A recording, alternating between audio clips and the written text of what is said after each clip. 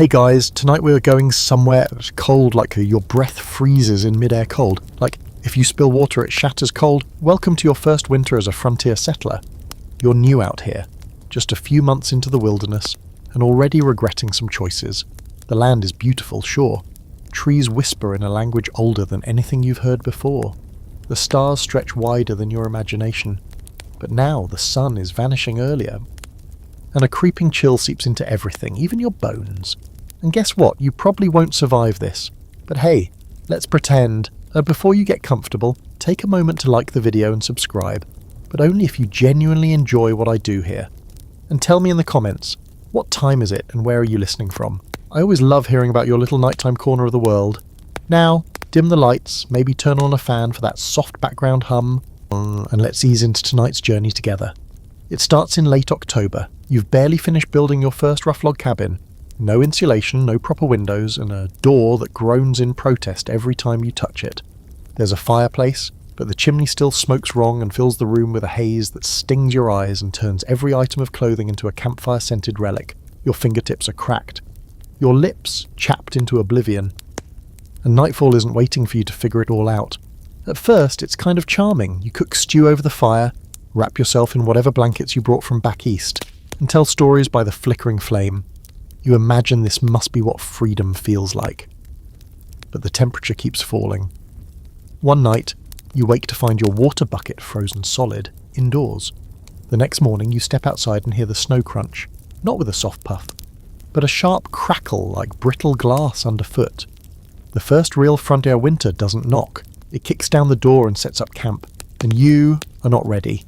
Here's your first brutal truth. Every mistake in winter costs more. Forget to close the door all the way. Now your fire's dead. Use green wood by accident. Enjoy coughing your lungs out from the smoke. Step outside without gloves for too long. Say goodbye to feeling in those fingers. And when the cold settles in, it's not dramatic or loud, it's quiet. That's the worst part. It crawls in under your collar. It rides in your breath. It waits. You're trying to stretch supplies, because of course you are. The nearest trading post is a 2-day ride, and that's if the trails haven't vanished under drifts of snow and windblown trees. That horse you rode in on? He's huddled in a lean-to, probably questioning life choices too. You feed him what little grain you have, wrap his hooves in burlap, and pray he makes it through the week. Inside the cabin, you learn how to live in a constant state of layering. You wear all your clothes at once, like some absurd fashion nightmare, and still shiver while you sleep. You tuck your feet against the dog, if you're lucky enough to have one. You fall asleep dreading the moment the fire dies and dreaming of sunshine that never comes. You try building better routines. You become obsessed with firewood. It becomes more valuable than gold. Every waking hour is a calculation. Do we have enough wood to make it through the night? Can you chop more before the sun dips too low and the forest becomes a black maze of creaks and howls? One historical account from the early 1800s talks about a family in Vermont who used to keep the chickens under the bed in winter to share the warmth. You read that now, and maybe chuckle, but once the cold gets in your bones, it doesn't seem so silly. You'd invite a whole barnyard into bed with you if it meant surviving another night. There's a quirkier fact buried in an old settler diary. One man claimed he could tell how cold it was outside by whether his beard froze to the cabin wall while he slept. Sounds ridiculous, until you try sharing a bed pressed against frost-covered logs and realise your breath turns the inside wall into an icy mirror. And still, some people debate just how severe those winters really were. Some historians argue the records exaggerate, that memory and storytelling play up the hardship to make heroes out of ancestors. But others, they point to actual ice core data, early climate shifts during the 19th century, and say no, these people weren't embellishing. They were just barely hanging on. You start to learn what they knew. That survival doesn't come from being the toughest. It comes from being clever, from listening to the land, copying the habits of animals, watching how frost forms and wind shifts. You use everything. Rags stuffed in cracks, ashes mixed with mud for insulation, coats made of patched together pelts. You learn to burn different woods at different times. Light pine first for kindling, then oak or hickory once the fire's strong. The sun rises late and sets early. You mark time by the smoke curling out of the chimney and the sound of your own breath in the silence. Sometimes you talk just to hear something human. And when the wind howls across the hills at night, it sounds like voices calling out from the dark. You start to understand why so many frontier diaries mention singing, Soft lullabies, old hymns, even nonsense songs. Anything to keep spirits from cracking. You hum to yourself while stacking wood, while patching leaks in the roof, while watching the fire and hoping it holds through the night. By December, the first true storm rolls in. You hear it coming before you see it. Trees groaning, the world growing muffled as snow thickens the air. You bar the door. You pack snow along the outer walls to block the wind. You eat a dinner of hard bread soaked in broth and hope it won't run out before the thaw. That night, the fire sputters. You wrap yourself tighter, listen to the storm outside, and try not to think about how thin the logs are, how low the woodpile's getting. You stare at the glowing embers and wonder what spring will feel like, if it ever comes. Welcome to the frontier winter. This is just the beginning.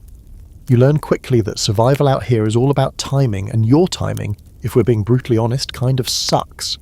That cabin you're huddled in, thrown together in a rush, barely holding out the cold. You started building too late in the season, thinking the fall would stretch longer than it did. One minute the leaves were golden, fluttering down like confetti from the trees, and the next, you were smashing frozen ground with a shovel and realizing that hard as a rock is not just a metaphor. The cabin had to go up fast, no fancy nails, no mill-cut lumber, just logs notched by hand with a dull axe and sweat that turned icy as soon as it hit the air. You got blisters on your blisters, and the chinking, the mud and moss mixture you stuffed between logs to block the wind, yeah, that's flaking out now, literally. Every time the wind howls, little pieces of your wall crumble onto the floor like it's trying to return to nature. Which honestly, it kind of is. You didn't get a roof on until the first snow. There was one night you had to throw a canvas tarp over your head and pray it didn't collapse on you in your sleep. The next morning you woke up covered in a light dusting of snow inside. Magical in theory, miserable in practice. There's no blueprint. You're going off instinct, memory, and maybe a smudged diagram in an old farmer's almanac. The door doesn't close right. The corners aren't square. There's a mysterious draft that seems to come from everywhere at once. Still, it's standing. And that's more than a lot of settlers could say. One frontier journal from an Illinois homesteader described building a cabin in just 5 days before the frost hit. The roof, bark and dirt. The floor, still grass and mud. The man's wife gave birth inside that structure while wind came through the seams. She wrapped the baby in rabbit pelts and hoped the wolves stayed on the other side of the trees. Now that's real rustic. There's something strange that happens to you after a few weeks in a barely holding cabin. You start to get proud. You know every squeak in the logs, every knot in the wood, every loose board that needs wedging in place with a rock or piece of firewood. It's a mess, but it's your mess. And when the wind howls and you stay dry, you count it as a win, even if your breath still fogs in the air indoors. No glass for windows, of course. Too expensive, too fragile, too unnecessary according to the older settlers. You just leave openings, maybe cover them with greased paper or stretched animal bladder, translucent enough to let in a sliver of light, not enough to keep out the cold. But by the time snow starts banking against the outside, you're grateful for anything that slows the wind. Of course, building in winter is its own kind of absurd punishment. Some people had no choice. A fringe survival account from Michigan tells of a family who lived in a dugout for half a year. Literally a hole in the side of a hill, covered with logs and dirt. No chimney, just a hole in the top for smoke to leak through. Snow would melt over the fire, then refreeze as it slid down the back wall. The kids called it the drip house, honestly. Compared to your current shack, it might have been cozy. What historians still debate is how much of this struggle was planned versus sheer desperation. Did people truly believe they were prepared? Or were they gambling every season, hoping the weather held just a few more weeks? Some argue that early settlers were overly optimistic, blinded by dreams of free land and freedom. Others suggest they were realists, just hardened people who knew how to suffer through a storm with grit and grit alone. Either way, the result is the same. Your first winter is a gauntlet, a long, slow contest of how much discomfort can you endure before losing your mind. And it all hinges on whether or not your little log box can keep you alive. You start modifying the structure as the days grow shorter. You stuff gaps with moss and rabbit fur. You reinforce weak spots with extra boards or even spare clothing. You angle the roof to let snow slide off, and when it doesn't, you climb up with a broom and pray you don't slide off into a snowdrift. Inside, you arrange everything for heat. Bed closest to the fireplace. Food nearby so you don't waste precious warmth walking across the room. The firewood pile, right next to the door, stacked in a panic every afternoon. And yes, you start to rank your wood pieces by size and shape. The thick logs for all-night burns, the twisted ones for fast kindling, the pine for when you need flame now. You learn to be creative with what little space you have, hooks in the beams to hang drying socks, ropes to keep pots from tipping on uneven hearthstones, a barrel near the corner for melted snow you can drink, assuming it doesn't freeze overnight and become an ice sculpture by morning. At night, done, the cabin creaks, loudly. The cold shrinks the wood and pulls everything tight, so every shift in temperature makes the logs groan like old bones. Sometimes you sit up in the dark, sure someone's outside, only to realise it's just your shack stretching its joints in protest. You talk to the cabin eventually, not in a weird way. Well, okay, kind of in a weird way, but it becomes your only real companion. When the wind howls and snow hammers the walls, you whisper, "Hold together, just one more night." And sometimes the cabin listens. That bond between you and this patchwork shelter is what gets you through the worst. It's not about comfort, it's about protection. Your cabin doesn't care how you feel, but it blocks the wind, it holds the fire, and when you press your back against the logs, cold as they are, you feel grounded, held. Not warm exactly, but not alone. And out here, that counts for more than you think. The fire is your lifeline, your fickle, smoky, temperamental best friend. Without it, you're done. And unfortunately, building a good hearth on the frontier is less a science and more of an improvisational art with high-stakes consequences. You probably thought a fireplace was just a hole in the wall with rocks around it. Cute. You'll learn fast that there's a difference between something that looks like a fireplace and one that doesn't try to kill you in your sleep. It all starts with the chimney, or more often, the excuse for one. You throw it together with fieldstone, if you're lucky enough to have any nearby, or clay and sticks if you're desperate. Some settlers even tried building their chimneys entirely out of wood, slathered in a coat of mud that would hopefully keep it from igniting. Spoiler, sometimes it didn't. A smouldering wall wasn't an uncommon smell. Smoke is your first teacher, and it is ruthless. If your chimney's angle is wrong, if the drawer isn't strong enough, if the opening's too narrow or the room too small, the smoke doesn't go up. It goes sideways. Into your lungs, into your blankets, into your soul. You wake up coughing, eyes stinging. And every item of clothing permanently smells like burnt pine. You become a living piece of jerky. There's this magical phrase, smoke shelf, that carpenters love to toss around. Supposedly it helps direct airflow, improves draw, makes the fire breathe better. But out here, you don't have time for elegant drafts and fine-tuned masonry. You're stuffing kindling under logs and praying the flames move upward. Sometimes they do. Sometimes they roar out into the room like a dragon with a grudge. A historical note from an 1820s settler in Ohio mentions having to dismantle and rebuild their fireplace 3 times before it stopped poisoning them. The solution. They finally gave up on design and just made the opening huge. Half the wall, really. It burned through wood faster than a campfire during a windstorm, but at least they stopped choking every morning. You notice little tricks. A hotter fire draws better, but eats through fuel too fast. A wider hearth keeps sparks from leaping into your bedding, but lets more heat escape. A narrow throat traps smoke. A tall chimney might collapse if the mortar freezes and cracks, and if you build it too low, the snow will bury the top and seal the draft completely, which is a fun surprise in the middle of a blizzard. Still, despite the dangers, the fireplace is the one corner of the cabin that feels like home. The flicker of light on the walls, the pop of sap in the logs, the soft coals glowing red. There's a hypnotic rhythm to it. You sit close to it at night, back arched toward the warmth like a cat, and just stare into it. You get lost there. You think about your life back east, about the things you left, about what in the world you thought you were chasing when you came out here to play pioneer. And then the fire goes out and the cold punches you square in the teeth. Keeping it burning through the night becomes your new obsession. You experiment. You try burying larger logs in the coals, raking ashes over embers to insulate them, building teepees or crisscross stacks made like you're back in Scouts, except this time failure isn't embarrassing. It's dangerous. It's final. You start sleeping in shifts, not because you want to, but because someone has to watch the fire. If you're alone, that someone is you and your sleep becomes a choppy, half-conscious haze. If there's more than one of you, you set a rotation. One person up every few hours to feed the fire, check the chimney, make sure the logs haven't rolled out onto the floor in some act of fiery rebellion. And yes, that happens more than you'd like.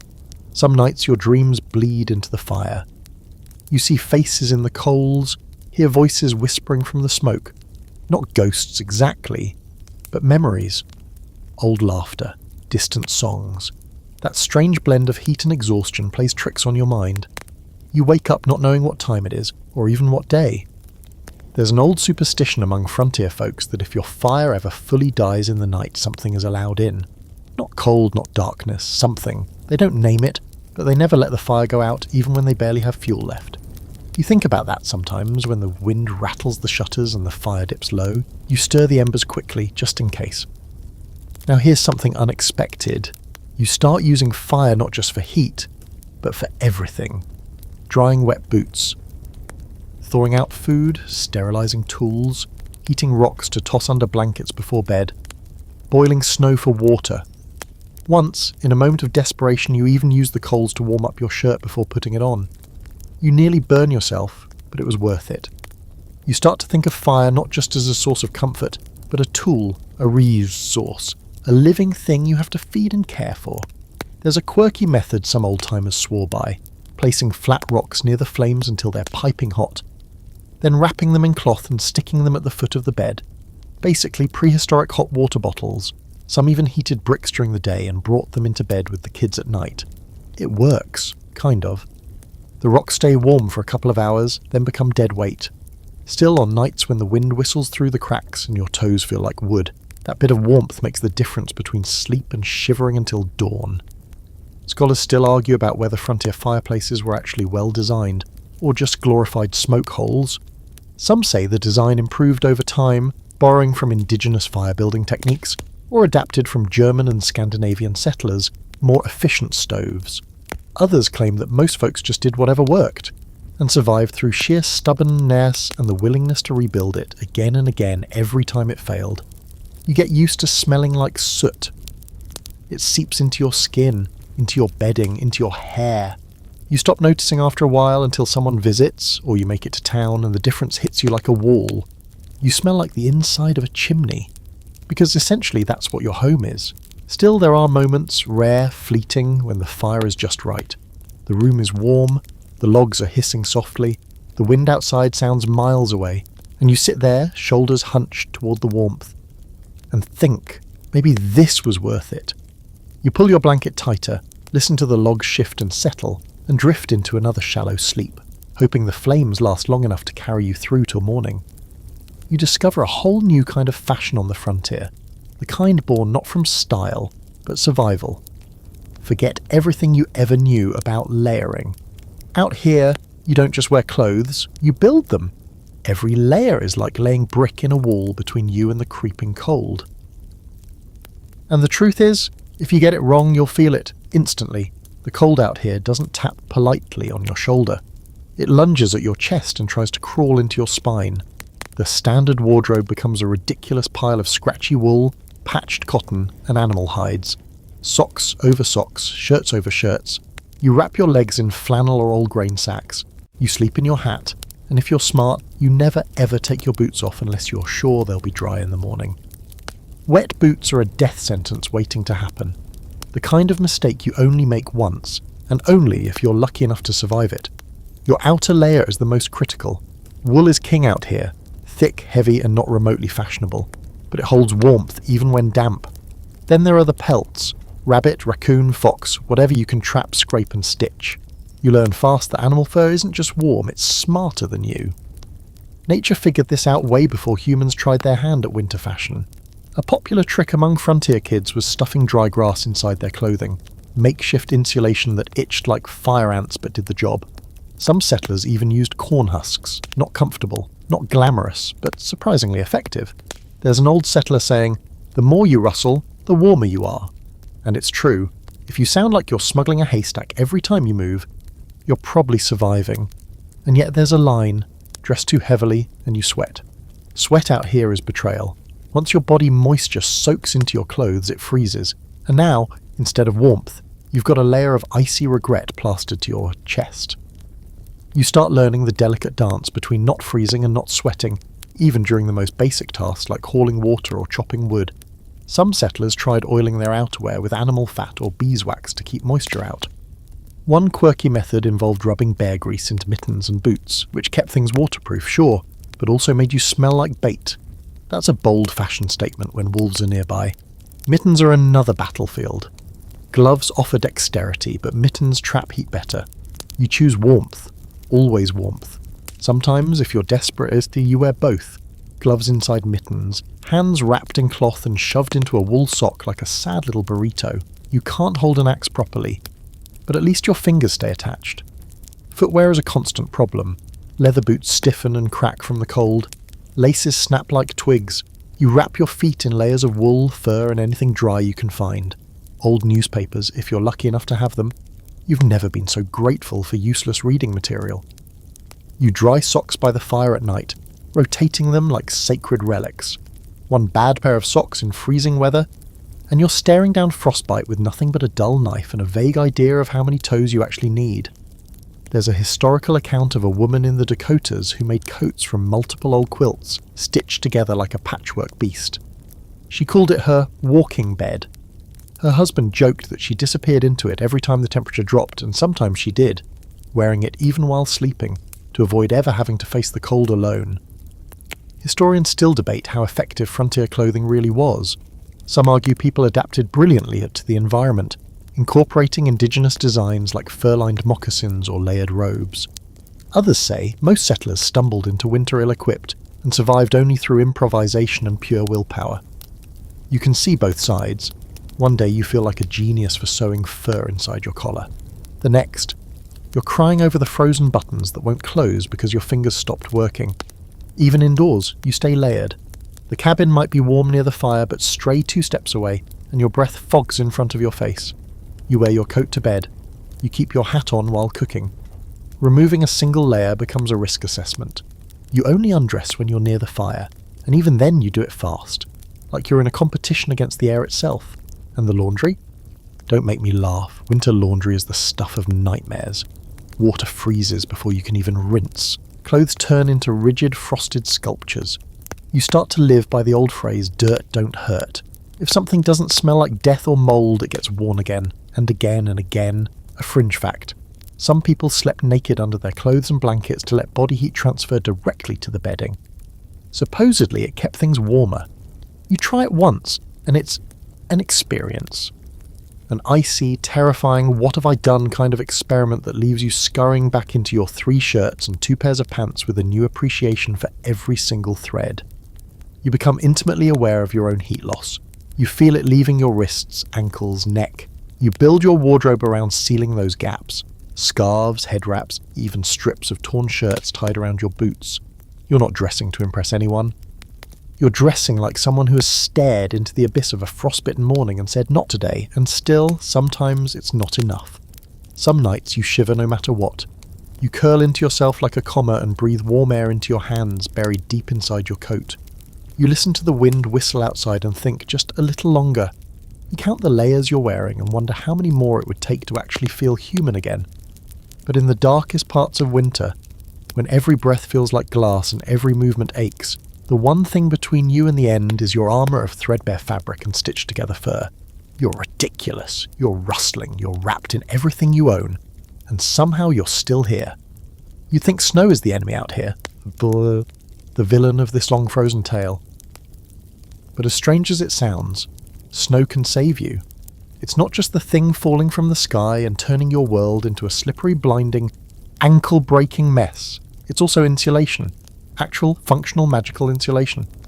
Once you get over the shock of living in a world where your eyelashes freeze together, you start to notice something. The cabin is warmer when it's buried. It doesn't happen all at once. The first few snowfalls are light, almost decorative, like powdered sugar on a nightmare. But then comes that big one, the dump. The storm that drops 2 feet overnight, traps your shovel under a drift, and seals your door shut with a heavy sigh. And that's when you feel it. With snow piled high against the outside walls, the wind stops screaming. The cabin gets quieter. The cracks stop leaking cold air like angry ghosts. The logs stop groaning. It's like someone wrapped your home in a muffled icy blanket. You learn to appreciate it, this bizarre partnership with snow. Sure, it tries to kill you when you walk through it. It eats your boots. It hides your firewood. It turns paths into pits and outhouses into snow-covered mysteries. But pressed up against your walls, it actually helps. You realise that the snow acts like Earth's version of foam insulation. It doesn't care about you, but it does trap heat. There's a trick some seasoned settlers knew. After a big snow, they'd pack more against the cabin walls, smoothing it into little hills like white sandbags.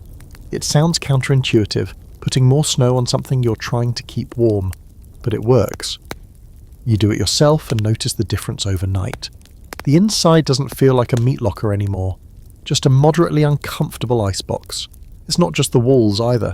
You use snow as windbreaks, you shovel it into half walls around the latrine, you build banks around the chicken coop to keep the wind off the animals. One particularly windy week, you even try burying part of the woodpile, hoping the snow will protect it from the worst of the freeze. It does, sort of, though the logs become so hard you have to use the axe just to break them loose. That leads to the weirdest realization of all. Snow has rules. There's dry snow and wet snow. Powdery drifts that float and stick to your face, and heavy slop that clings to your boots and drags you down like an anchor. You get good at reading it. You learn to predict how much longer you've got before the sky drops another batch. You become the kind of person who knows the weight of snow just by the sound it makes when you step in it. A soft foof? Probably good for insulation. A sharp crunch? Bitter cold, no forgiveness. One fringe method you hear about involves building actual snow shelters. Not just for emergencies, some people lived in them for entire winters. Settlers in extreme regions or trappers on the move would carve out snow caves, even shape little domes like improvised igloos. You scoff at the idea until one day a freak storm forces you to dig into a drift just to stay upright. You crawl into a hollowed out space, heart pounding, and feel the wind vanish. Inside that tiny frozen cave, the world is muted. Warmer. Safer. You sit there for an hour, wondering if the snow is protecting you or just waiting to collapse. You remember an old frontier tale about a family who had to dig their way out of their house after a 3-day storm buried the cabin up to the roof. They tunneled through the drift like moles, emerging into a silent, blinding world. Some historians argue the story is exaggerated, but based on your current situation, you're not so sure. There's still debate among scholars about how much settlers knew about snow's insulating properties versus just stumbling into it. Some say it was common sense passed down from Native Americans and observed in animal behaviour. Foxes curling into drifts, rabbits tunnelling under snowbanks. Others believe settlers learnt the hard way, one blizzard at a time, by noticing which cabins stayed warmer and copying them. Either way, the knowledge stuck. Even the way you walk changes. Snow teaches you to step differently. You lift your feet higher, place them slower, always watching for hidden holes or weak crust. You dread post-holing, that moment when one foot plunges through to your thigh and you're stuck like a cork in a bottle. You learn to tie twine around your boots to stop snow from pouring in, and every time you fall, because you will fall, you curse, laugh, and roll up like a sad snowman. And then there's the quiet. The kind of silence only snow can bring. Thick, heavy, complete. You step outside after a storm and it's like the world has stopped breathing. No birds, no wind, just the faint hiss of flakes brushing against each other. It's beautiful and eerie. You find yourself whispering for no reason, like speaking too loud might wake something ancient beneath the ice. You start using snow in little ways too, for water when you're desperate and your barrel's frozen solid. For washing, if you can't stand your own smell anymore and need a cold slap back into humanity. You toss a handful into your soup pot and pretend it's the same as clean water. You know it's not. You know the snow's full of ash, soot, and probably bits of fur, but out here, you make peace with that. A quirky fact you come across in a dog-eared wilderness guide: snow, in small doses, can be boiled and filtered to make perfectly drinkable water, but eating it raw? Dangerous. It lowers your core temperature. You test that theory one morning, chewing a handful of fresh powder after splitting wood, and within 5 minutes your teeth ache and your body starts to shiver. Lesson learned, again. As winter drags on, you come to see snow not just as weather, but as a character in your life. A moody, temperamental roommate that sometimes helps, sometimes hinders, and always overstays its welcome. Is not your enemy, but it's definitely not your friend. Still, when you wake one morning and see the snowbank outside your window glowing soft pink in the sunrise, you forget all that for a moment. It looks like sugar glass, like magic. You press your hand to the cold log wall and smile. Maybe the snow isn't trying to kill you. Maybe it's just testing you. Eventually, you run out of wood at the exact wrong time, because of course you do.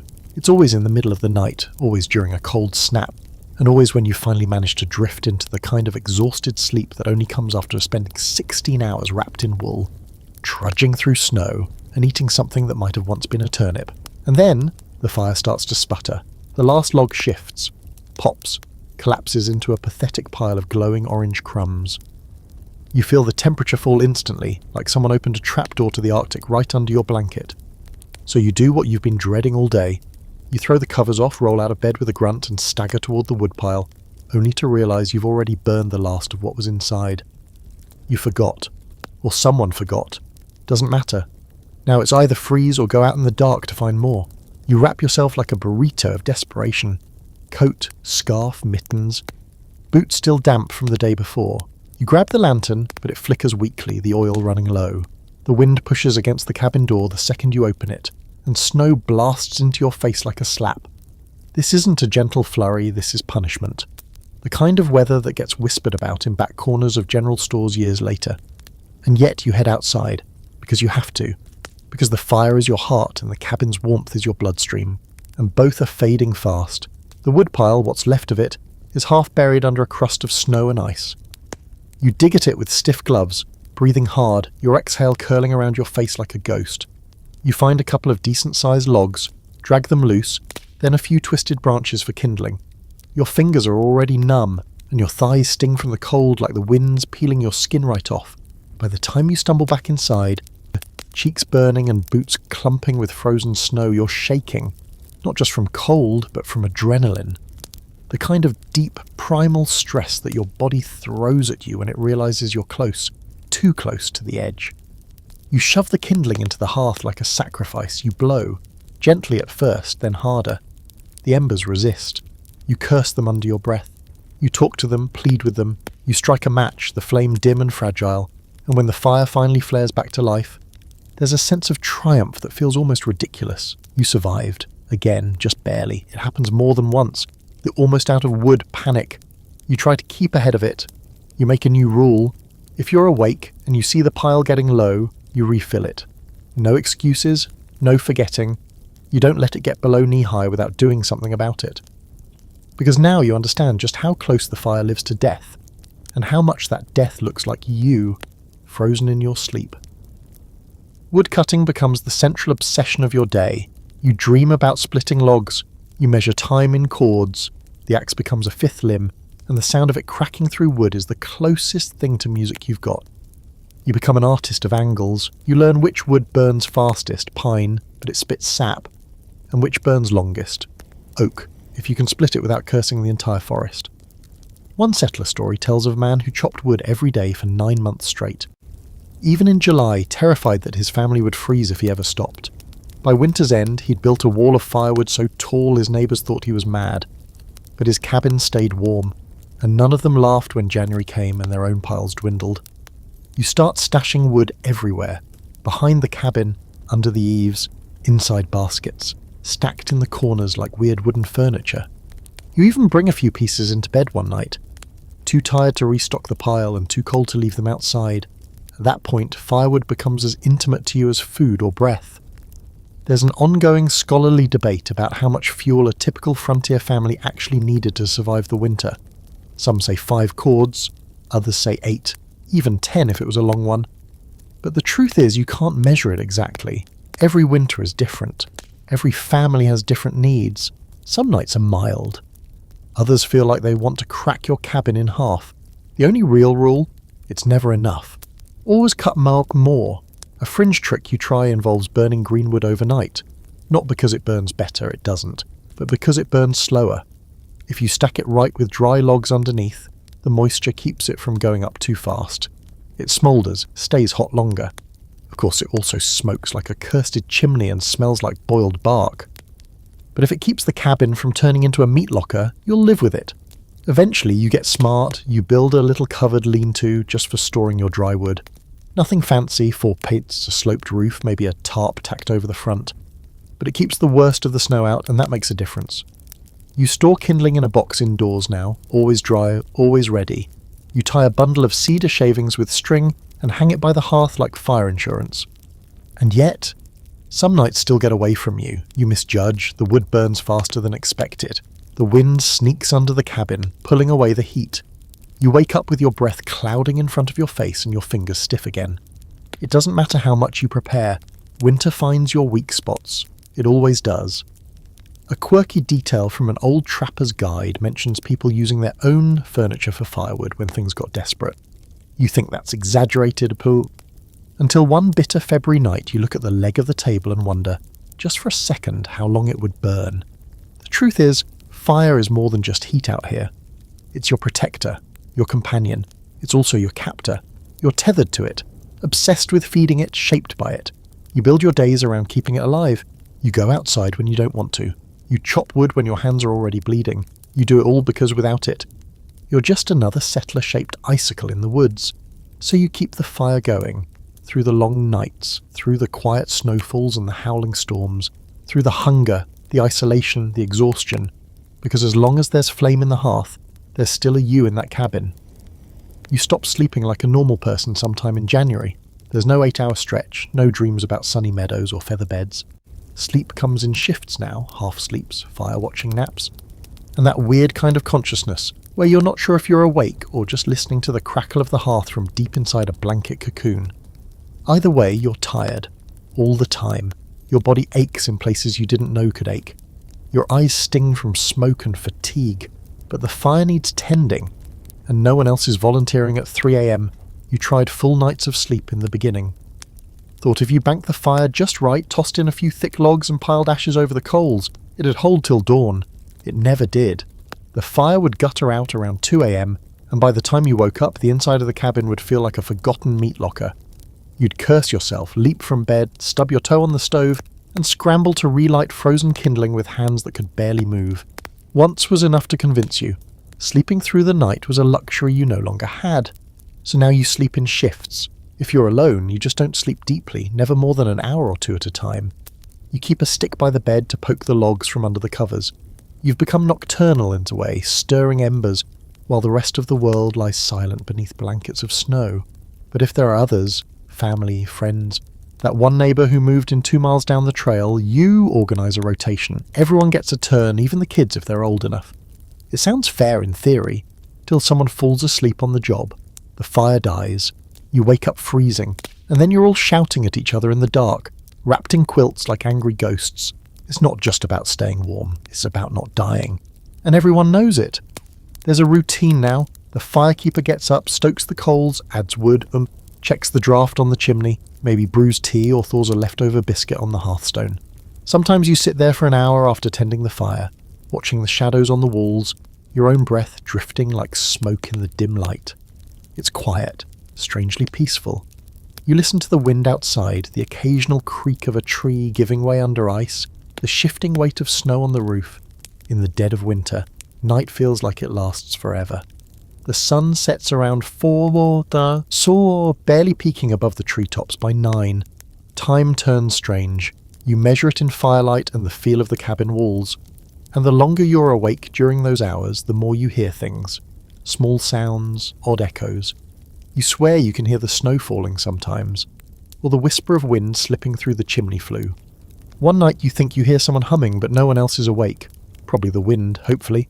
There's an old frontier belief that the night fire is sacred, that it keeps more than cold at bay. In some cultures, the hearth wasn't just heat, it was protection. Let the fire die, and you risk inviting things in, not just animals, but others. You don't put much stock in superstition, but still, you keep that fire alive, just in case. A strange fact from an 1840s survival guide mentions keeping small coals in a metal box to carry between cabins, an early portable heater, like a glowing lunchbox of life. Some families even kept clay pots of embers under their beds. One spark too strong and the whole place would go up, but it was worth the risk to stay warm to keep the fire close. You start to learn the personalities of the firewood, the quick-burning kindling, the slow-burning heartwood. You know how long a piece will last based on its weight, the sound it makes when you tap it against the floor. You can tell in your bones how much longer the current stack will hold. Fire becomes a sixth sense. There's something strange that happens during these night shifts. Time stretches. You think more. You remember people, places, things you haven't let yourself think about in weeks. You sit beside the fire and let your mind wander down frozen trails of memory, warmed just enough to keep going. You write letters in your head, compose stories you'll never tell. You wonder what it would be like to fall asleep and wake up somewhere warm, just once, without the pressure of keeping everything from freezing. It's also when the real loneliness creeps in. Even if you're not alone in the cabin, the night shift isolates you. The rest are bundled in dreams, murmuring under layers of patched quilts.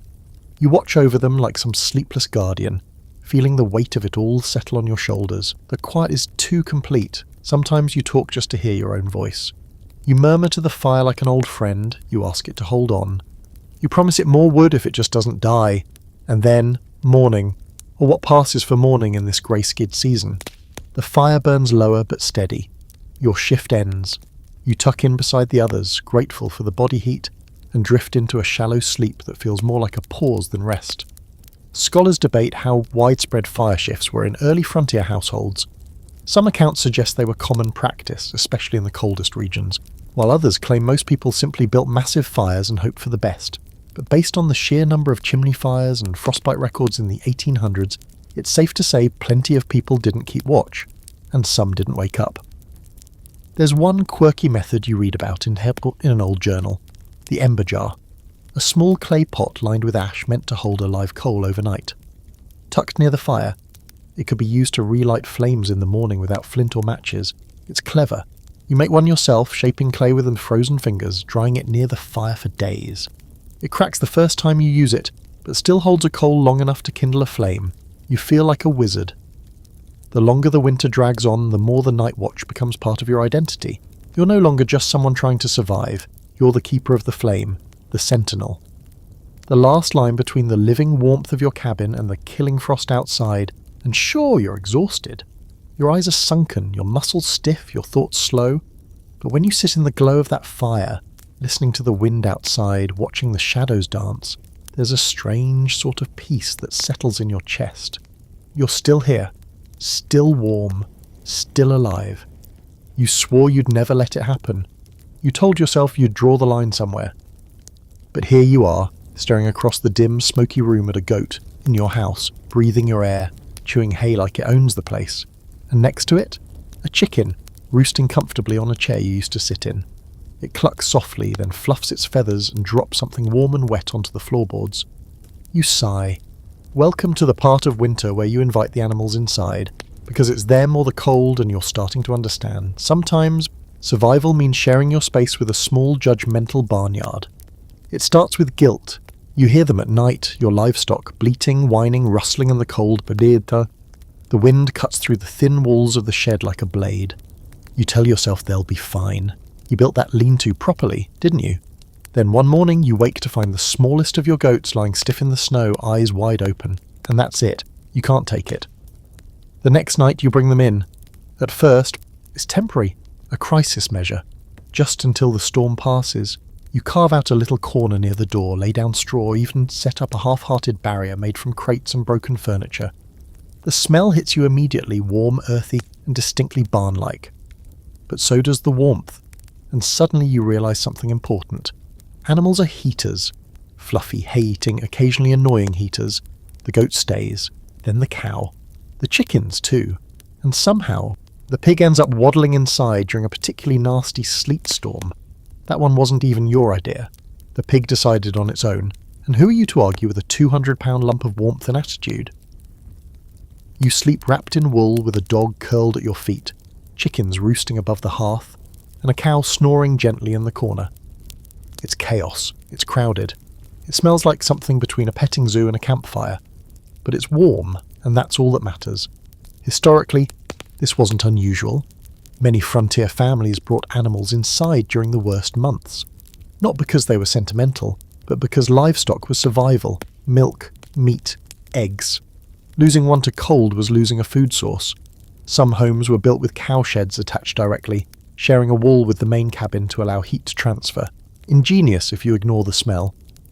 A quirky fact from an 1830s farm journal tells of a family who swore their chickens laid more eggs when they were inside during winter.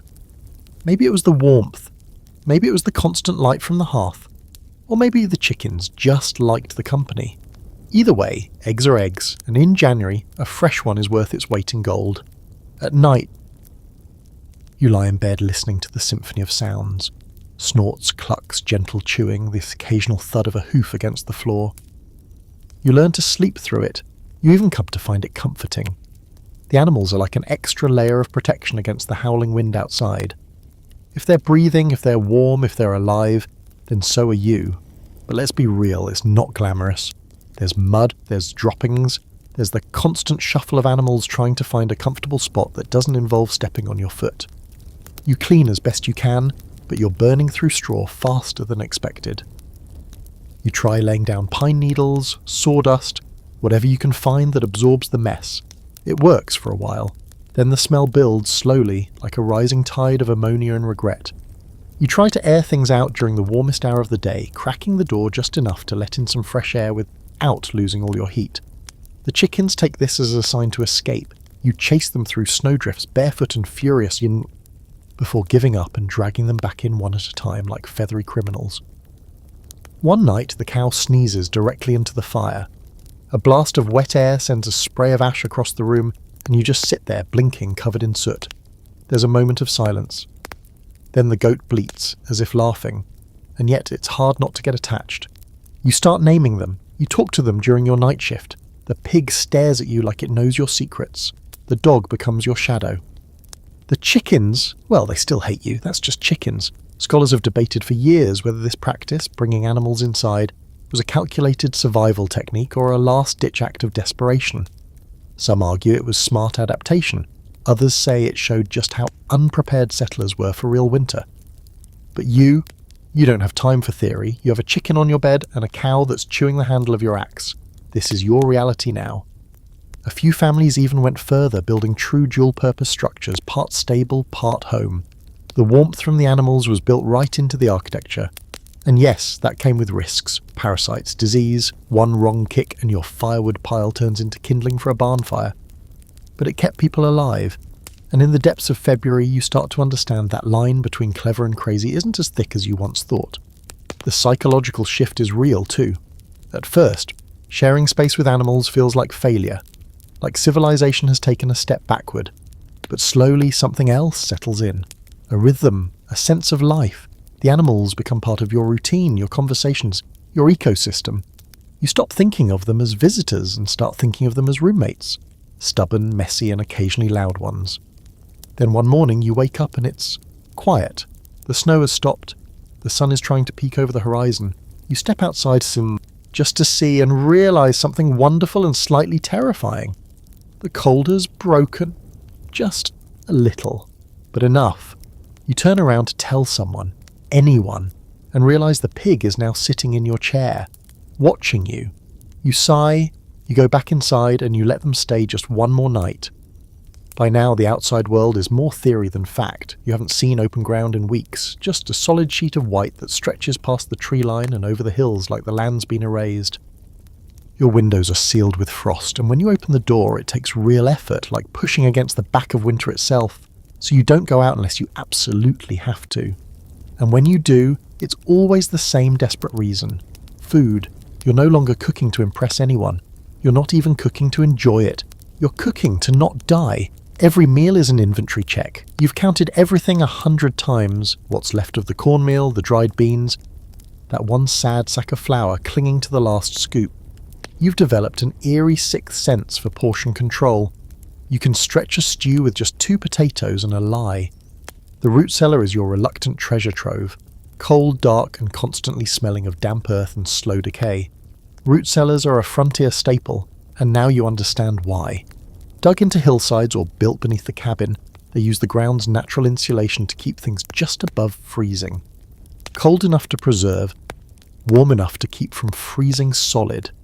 Yours is small, cramped, and lined with shelves stacked with jars and burlap sacks, some full, some disturbingly light. You descend the stairs like a miner, hoping the gold vein hasn't run out. Down there, time seems different.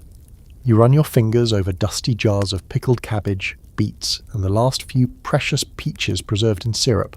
A miracle from back in August, now transformed into something sacred. You ration them, a spoonful here, a slice there, A little reminder that once the sun existed. There's something that gets under your skin during these food runs, the constant awareness that everything is finite. Every time you open a jar, empty a sack, or finish off a loaf, the weight of it hits you. That was it. There's no more unless you make more. And winter doesn't care how good your intentions are. You become a food alchemist. You combine things that should never be combined. You mash turnips into mush and call it porridge. You boil old ham bones until the marrow drips out like glue and pretend it's soup. You throw dried beans and salt into a pot and let it bubble for hours until it becomes something thick and edible. If it sticks to the spoon and doesn't smell like defeat, it counts as dinner. A quirky recipe you try comes from a tattered frontier manual. Bread soup. You take stale bread, pour hot water over it, add a pinch of salt and stir until it stops looking sad. It tastes like wet disappointment, but it's warm, and that's what matters. Some settlers added wild herbs or dried berries if they had any. You once found a single shriveled blackberry in a jar and put it into a pot of rice. It dissolved on contact, but for a brief second, your stew was purple and smelled like hope. You start inventing names for things. Mystery stew. Last Tuesday's surprise. Maybe don't ask. It helps. It keeps the mood light when everyone's chewing something that may or may not have begun life as jerky. You learn that humour is a spice and so is lying. Then there are the moments when you have to dig deep. Literally. You haul up frozen carrots that have gone limp and translucent. You scrape mould off stored apples and cut around the rot. You find a sack of potatoes that smells just off enough to give you pause, and you eat them anyway, because hunger overrules hesitation. Historians still debate the true extent of food shortages on the frontier. Some claim most families had enough preserved to make it through.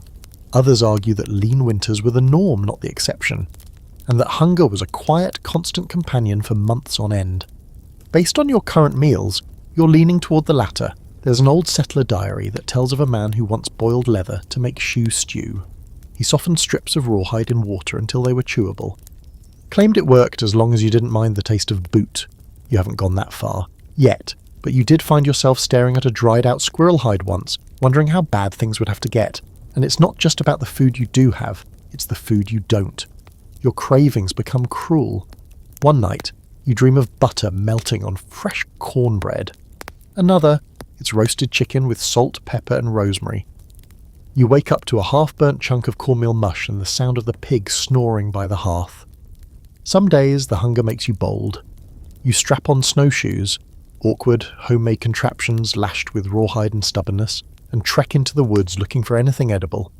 You dig through the snow to find frozen berries or strips of bark. You once boiled pine needles for tea. It tasted like Christmas and regret. Another time you thought you saw a rabbit trail, only to chase it into a drift and end up face down, snow in your collar holding a stick instead of dinner. You learn how much effort food actually takes, how long it takes to grind corn by hand, how annoying it is to hull beans one at a time. You learn patience, or at least a low-level food-fueled rage disguised as patience. And yet, every now and then you pull off a miracle. You boil beans and jerky, add just the right herbs, and it smells good. People gather around the pot like it's a sacred relic. You serve it in cracked bowls, and for 5 minutes everyone eats without speaking. The fire pops, someone sighs, the dog licks the floor, and for a moment it's enough. Frontier survival isn't just fire and walls, it's food, real food. Even if it's terrible. Even if it's scavenged or scraped or made from the leftover flour stuck to the bottom of the barrel. It's warmth from the inside out, and that warmth, however fleeting, keeps you going. So you scrape the pot, you lick the spoon, you store every crumb like it's currency, and when someone asks what's for breakfast tomorrow, you smile and say, let's find out together. Starts with a tingling, a numb spot on your fingertip that doesn't seem to come back to life, even when you press it against a mug of steaming tea. You brush it off. Must have just slept on your hand wrong. Then it spreads, first your pinky, then your toes.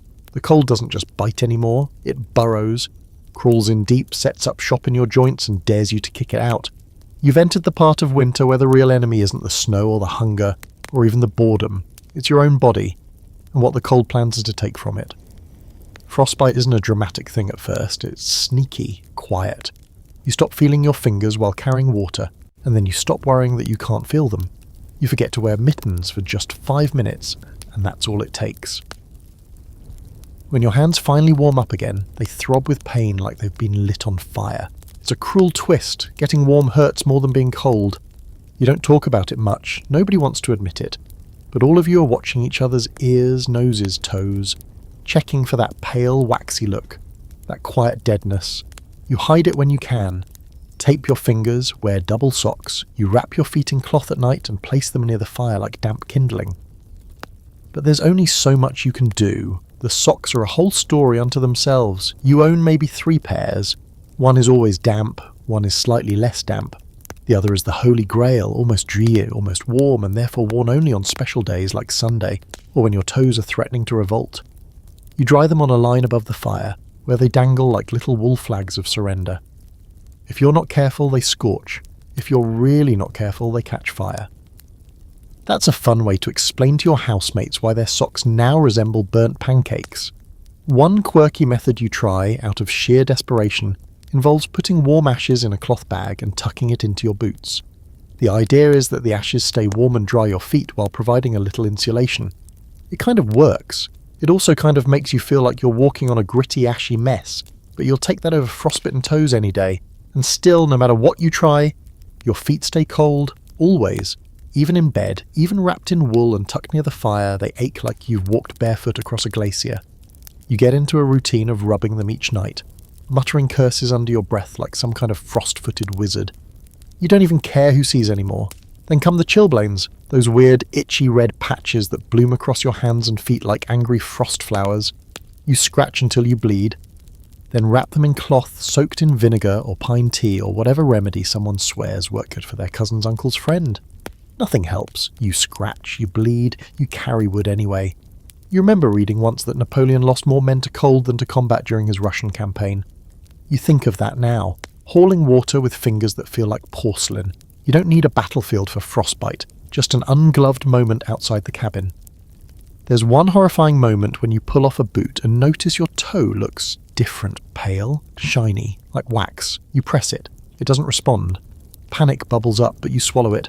You soak it in warm, not hot, water. That's the rule. Warm is safe, hot is dangerous. You feel the sensation crawl back slowly, like a beast waking from hibernation.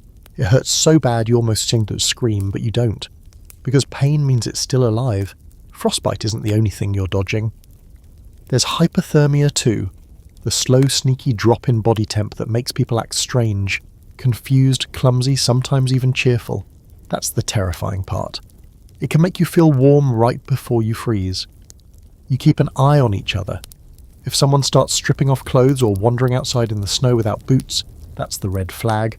There's a story from a settler diary, maybe true, maybe exaggerated, about a man who got lost during a blizzard and was found the next morning sitting calmly under a tree, coat off, smiling, i.e. he was waiting for summer. You never forget that farmlet story. It becomes a warning. You remind yourself, real cold doesn't feel cold. Real cold feels like surrender. And sometimes your cabin isn't much better. The fire doesn't reach every corner. There are pockets of cold that seem to exist just to mock you. You move your bed closer to the hearth. You try to seal the cracks with more moss, more cloth, more whatever. Still, you wake up to frost on the inside of the walls, on the inside. That's when the fear really settles in. Not loud, not panicked, just a quiet dread in your gut. The realization that this winter doesn't want to be survived. It wants to take something. A finger, a toe, a foot. It doesn't care. It just wants less of you than there was before. And that makes you fight harder. You rotate your socks religiously. You never go outside without checking your gear twice. You drink warm tea even when it tastes like boiled tree bark. You share body heat when you need to, huddling under blankets, passing the dog around like a furry space heater. You build up the fire again and again like a dare to the cold. Scholars still argue about how much frostbite actually happened on the frontier. Medical records were scarce. People didn't always report it. Sometimes they just lived with the damage. Blackened toes, stiff fingers, limps that never went away. But you believe the worst stories now. You're living proof of how easy it is to fall behind on body maintenance when your whole life revolves around staying 1 inch ahead of freezing to death. And yet, somehow, you're still here. All 10 fingers, all 10 toes, they don't feel great. They barely feel at all. But they're still yours. And in a winter like this, that counts as victory. So you sit by the fire, you stretch your legs toward the heat. You check your toes again, just to be sure, and you promise yourself they can take your boots, they can take your socks, but they will not take your toes. By now, your eyes have adjusted to the dark like you're part bat, and you've grown familiar with the peculiar geometry of shadows cast by firelight and lanterns. Still, you can't help but notice something missing. Light. Real, honest-to-goodness daylight. Or more specifically, the windows that are supposed to bring it in. Because here's the thing no one tells you before you build a cabin on the frontier. Glass is a luxury, a really, really expensive one. And if you didn't bring panes with you from wherever you came, then congratulations. Your cabin doesn't have windows. It has holes. And holes don't belong in walls during the coldest winter in living memory. You think you can tough it out, maybe rig something with animal hide or thin paper, and sure, it'll keep the wind from slicing your face open. But don't kid yourself, it's not warm, it's not even close, and when the sun does show up for those brief, reluctant hours, it barely filters through your makeshift coverings. The cabin stays dim, murky, lit only by the fire, a few weak candles, and your growing disillusionment. You miss windows more than you thought you would. You miss looking outside without stepping outside. You miss knowing what time of day it is based on the slant of the light.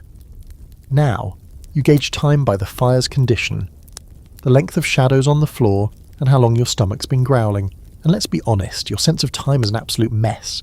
Even if you had glass windows, they wouldn't help much. Not out here, not in this hold. They'd frost over in minutes, and every breath inside would cling to them and freeze. There are accounts from settlers who describe the inside of their glass windows being so thick with frost they had to scrape them like wagon wheels every morning. Others avoided windows altogether, choosing smaller wall gaps with oil paper coverings, semi-translucent, waxed for water resistance, and almost entirely ineffective at insulation. You tried that. It didn't work. Now the opening is just boarded up with firewood scraps, and you pretend it was never meant to be a window at all.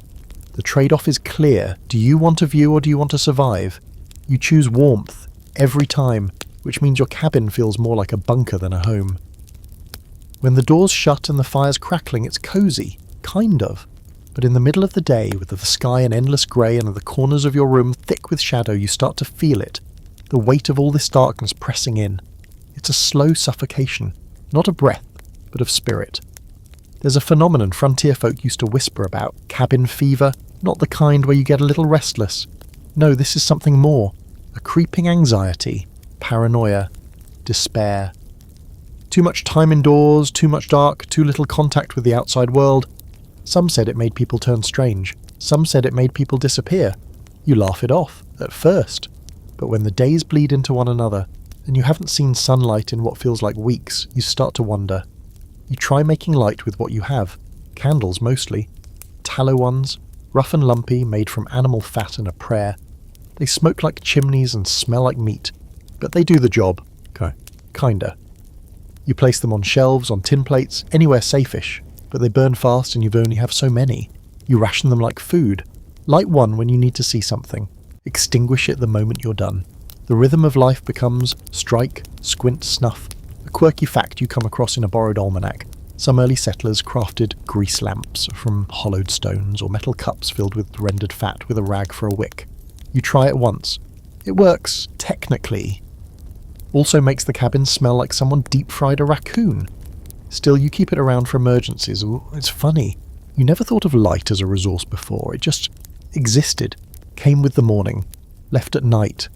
Now, it's something you guard, something you hoard, or you find yourself moving slower in the dark, bumping into walls, stepping on things, most recently, a chicken, and cursing like someone who has truly lost their patience with every stick of furniture in the room. Historians debate whether the lack of windows in frontier cabins was truly necessary or just poor planning. Some argue it was purely practical. Glass was too fragile and expensive, and wall openings meant drafts, which meant death. Others think it was psychological. A barrier. A sense of security from the endless wilderness just outside. You suspect it was both. After all, you've learned to dread what might be on the other side of the walls. Coyotes. Wolves. Worse. Silence. You become hyper-aware of sound. In a windowless cabin, the creak of a log or the snap of a fire sounds louder, more immediate.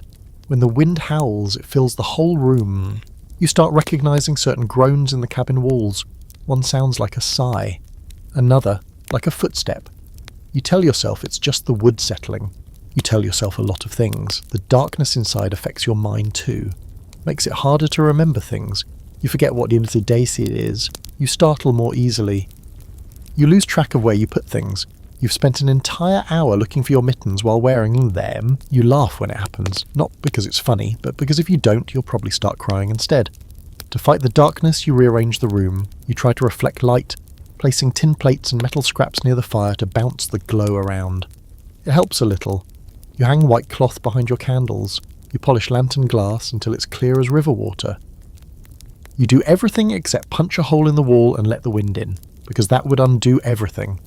Sometimes you dream about windows, not just the glass kind, but big ones, with curtains, with sunlight streaming through in golden shafts, the kind you saw in books or maybe once in a town back east. You dream about sitting next to one, drinking something warm, watching birds flutter past and not worrying about your toes falling off.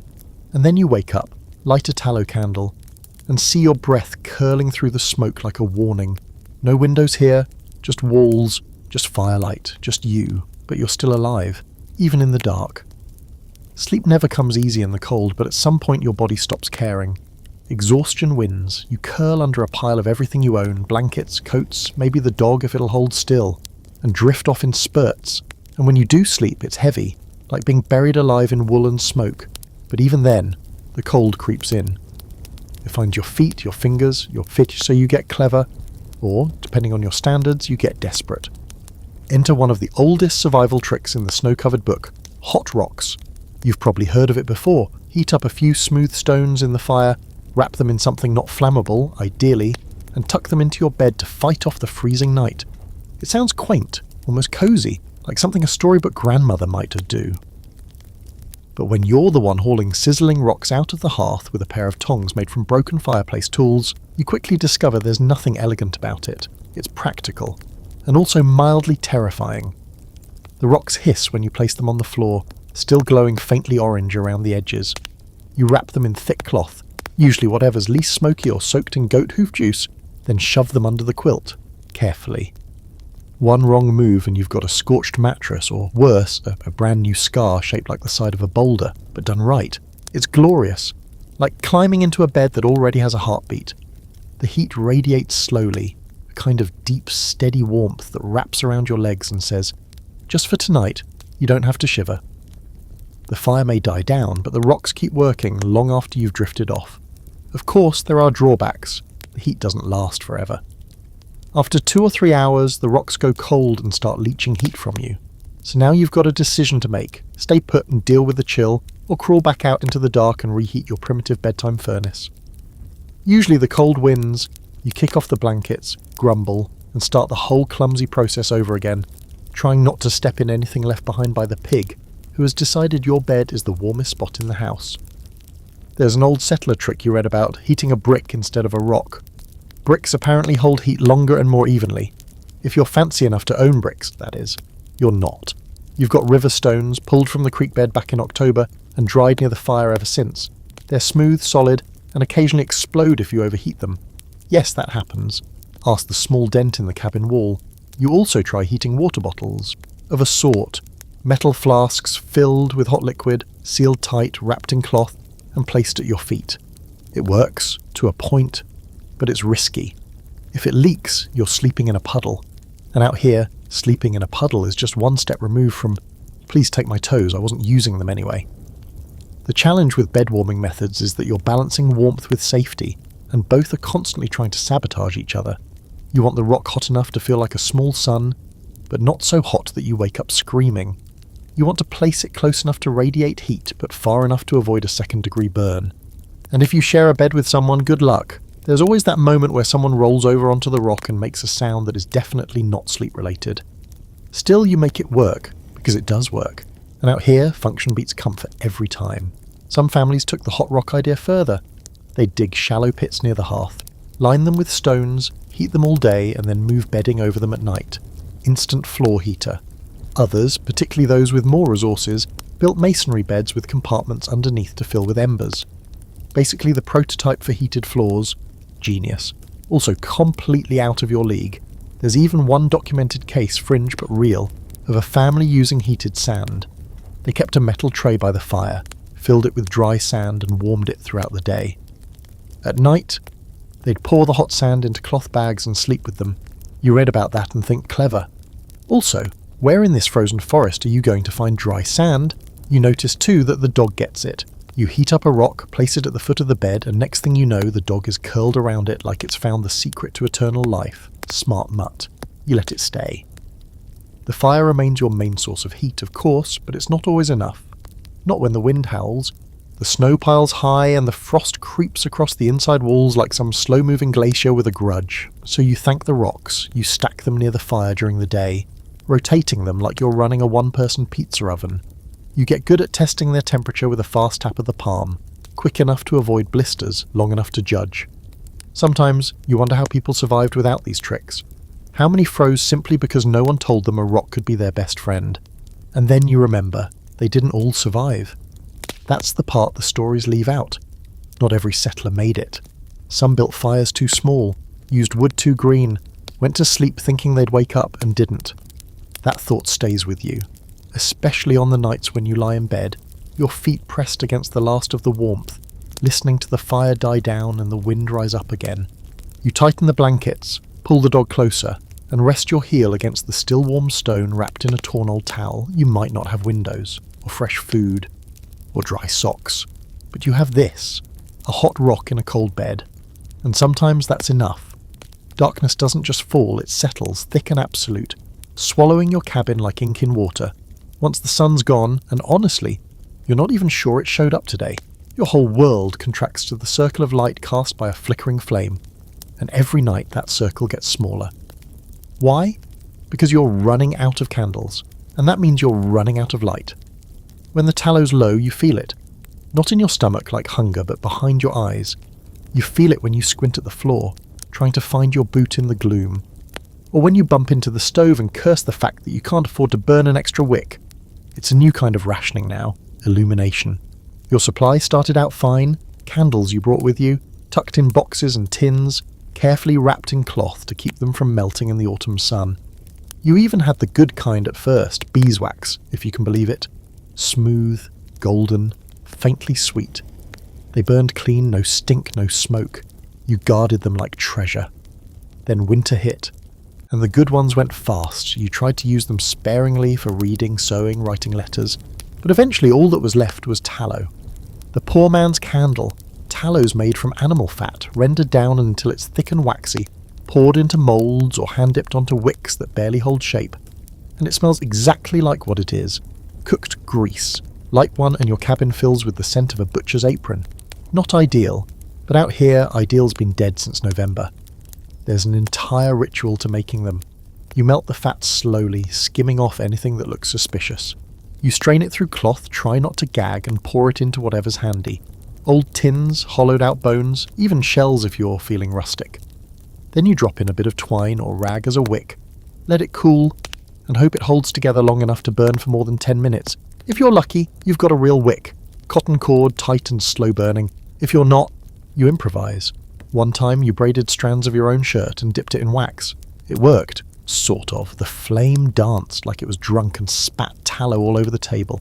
But it gave you 15 minutes of light, and that was a luxury. But the true test? Candle rations. You learn quickly that wasting tallow is right up there with wasting food. It burns too fast. If you leave one lit when you don't need it, while eating, walking, just thinking out loud, you're basically tossing part of your survival plan into the fire. So you stop lighting candles just because it's dark. Now you light one only when you have a reason. A real reason. Dinner? Maybe. Reading a note from home? Okay. Staring blankly at the wall while questioning your entire life path? Nope. Do that in the dark.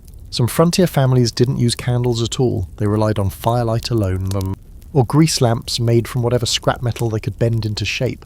There's a quirky method in an old pioneer guide involving burning pine knots, which are rich in sap and flare brightly when lit. You tried it once. It smoked like a chimney and filled the room with the smell of a burning Christmas tree. But hey, it was bright. There's even a fringe theory that some families used ice windows, thin sheets of frozen water placed in frames to let in light during the day. Sounds wild, right? Probably apocryphal, but still, there's something poetic about using the very thing trying to kill you to see a little more clearly. The real problem comes when you need both hands, cooking, mending, anything involving tools. You need light, but you don't have lantern oil. You end up tying a candle to a stick, holding it in your mouth, or balancing it on a shelf while you work in the shadowy cone of flickering light. It's dangerous. You burn yourself. You singe your hair. One night, a candle tips onto your only decent pair of gloves, and you spend the rest of the week scraping hardened tallow off the fingers and muttering curses under your breath. Eventually your candles get shorter. You remelt the stubs, combining them into Franken candles with twisted wicks and lumpy sides. They burn crooked, but you learn to rotate them slowly, like roasting a marshmallow, so one side doesn't collapse before the other. You start scheduling your life around the light. Wake with the sun, or what passes for it. Do everything you can before dark, then retreat to the fire. You read less. You write even less than that. Not worth the candle. And the darkness, it grows. Not just in the room, but in your thoughts. Without light, the cabin feels smaller, the walls closer. You become aware of every creak, every sigh from the fire, every breath from the animals tucked in the corner. The shadows stretch long and whispery. They play tricks on your mind. You see things, or think you do. There's a moment late one night when you swear you see movement outside, just a flicker in the corner of your vision. You grab your coat, step outside with your one remaining candle, and hold it up like a talisman. The flame sputters in the wind, casting weird shapes on the snowbanks. There's nothing there, just the wind, just your nerves. You go back inside and let the candle burn to the base without even trying to snuff it. You needed it. Scholars often debate how psychologically damaging long winters were for frontier settlers. Some claim people adapted to darkness better back then, that they were used to early nights and long rests. Others suggest the lack of light led to spikes in depression, cabin fever, even hallucinations. And you know what? You don't need a debate. You're living the answer. Still, there's power in one little flame. Even now, even here. You strike the flint, catch the spark, and when that wick catches, the whole room feels just a little less heavy. The shadows lean back, the cold eases, and you can finally see your own hands again. You guard that flame like your life depends on it, because sometimes it does. Time doesn't move in days anymore. It moves in storms, in firewood loads, in how many candles you have left, in how many meals you can stretch from a single shriveled onion. And somewhere along the way, you stop noticing when the days get darker and start noticing when you do. You're different now, slower, more cautious, and maybe, just maybe, a little bit cracked. The truth is, you've been inside too long. The cabin has become your whole world. 10 steps in any direction and you're touching a wall. You can trace the shape of every knot in every log. You know exactly where the floor creaks when you step near the door. You can predict the rhythm of the fire before it flares. It's familiarity on the edge of obsession. You aren't just living in the cabin. You've merged with it. You are the cabin. But your mind is somewhere else entirely, floating, flickering, chewing on its own thoughts like a caged animal. The silence gets to you, especially at night when the fire dies down and even the wind seems too tired to howl. You think you hear things, scraping, whispering, soft thumps. Probably the animals, probably your imagination. But you get up to check anyway, every time. You talk to yourself more now, not full conversations, at least not yet, but murmured notes, muttered curses, little remarks no one else is supposed to hear. You tell the fire it's doing a good job. You scold the walls for letting in the draft. You say thank you when your boots thaw out by morning. You don't even notice you're doing it until someone catches you. And by someone, of course, you mean the pig, who gives you a look that says, "This is why I sleep in your chair." There's a term for it, winter madness. Or, if you're feeling dramatic, going squirrely. The condition where isolation, darkness, hunger and relentless cold start peeling away layers of sanity. It happened to mountain men, to Arctic explorers, to ordinary families who just couldn't take one more day of staring at the same four walls. There are accounts of people hallucinating, screaming at the wind, even abandoning their homes mid-blizzard because they thought they heard voices calling them outside. One story from a Montana settler in the 1870s tells of a man who insisted he saw people dancing in the snow every night. Neighbours found him barefoot in a drift, smiling, convinced he was at a party. He lost 3 toes, never talked about it again. You read that story once, thought it was ridiculous. Now you think it sounds plausible. You're not there yet, but you feel the slope under your feet. To fight back, you try structure. You make a schedule. Morning, firewood and water. Midday, cook something. Afternoon, mend something. Night, fire tending and pretending to read. It helps, a little. The illusion of control. but the days blur anyway. You find yourself staring at the same page in a book for an hour, reading the same sentence 3 times and still not remembering what it said. Sometimes you write things down, little notes to yourself, lists, observations, fragments of dreams, just not because you think they matter, but because it reminds you that you exist outside your own head. You read them later and they barely make sense. One note says, goats are better at stairs than they should be. Another just says, Thursday, with a question mark. You don't remember writing that one. The worst moments come when you try to sleep. That's when your mind decides to unravel like a dropped skein of yarn. You think about everything all at once. Home, people you miss, food you'll never eat again. The sound of rain instead of snow. You think about warm sand, green grass. Light through real glass windows. Your body shivers even though the bed is warm, and you realise it's not from the cold. Some days you don't want to get up. The fire's low, the cabin's dark. You lay there under the blankets and just listen to the creaks, to the wind, to the sound of your own heartbeat thudding against the silence. You tell yourself it's okay to rest, but really you're avoiding.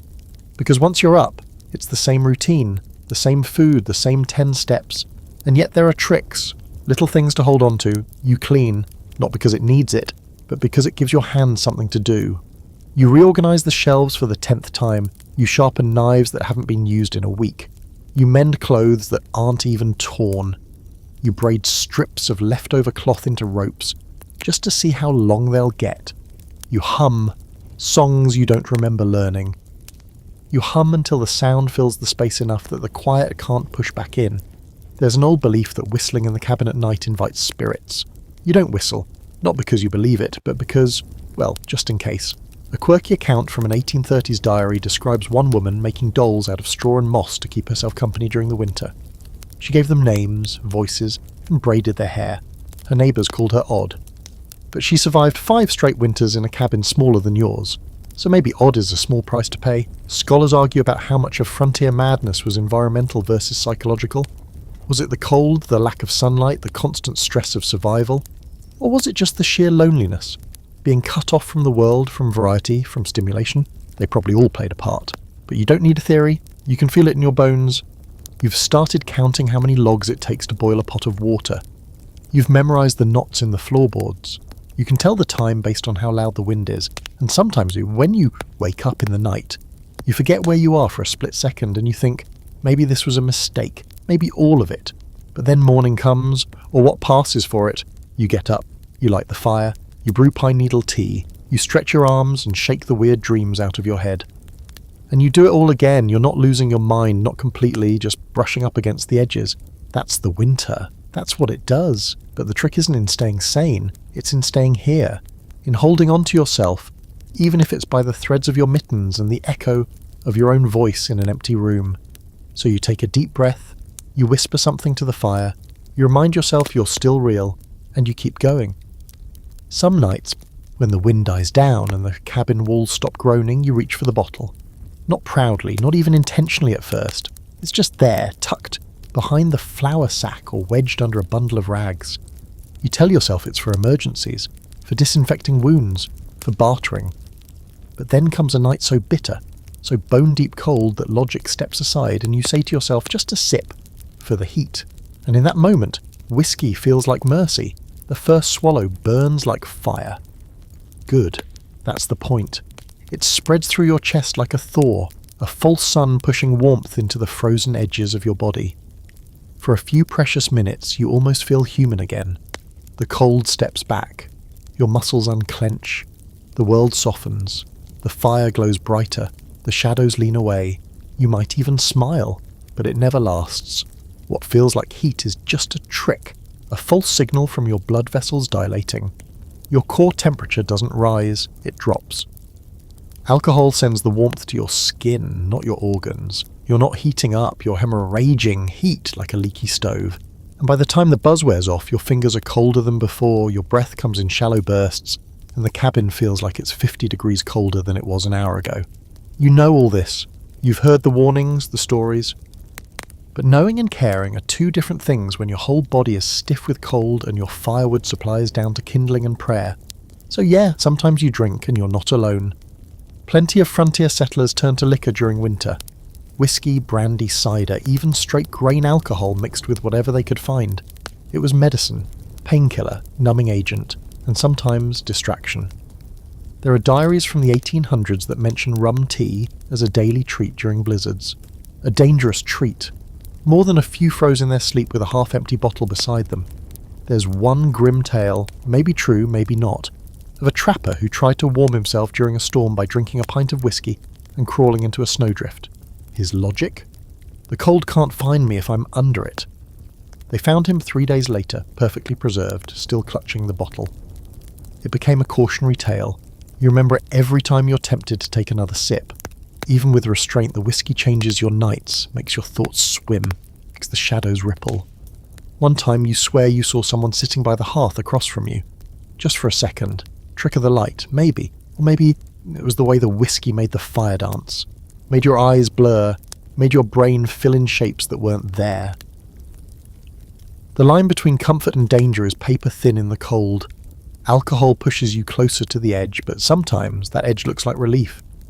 You sit there, bottle in hand, staring into the fire, and remembering warmer places, brighter faces, home, childhood, meals with music in the background.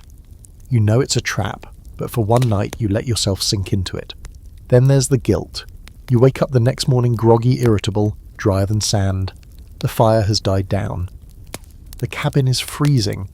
You wasted precious fuel while sleeping too deeply, lulled by the false heat in your blood. Your mouth tastes like ashes. You curse yourself quietly while stirring the fire back to life and boiling water to chase away the hangover. You swear off the bottle. Again. You become more careful with it after that. You measure sips. You wait until the fire is strong. You drink only when you know someone else will tend the flames, or more often not at all.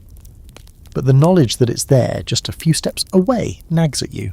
Not because you crave it, but because you know how easily a single hard night can push you back to it.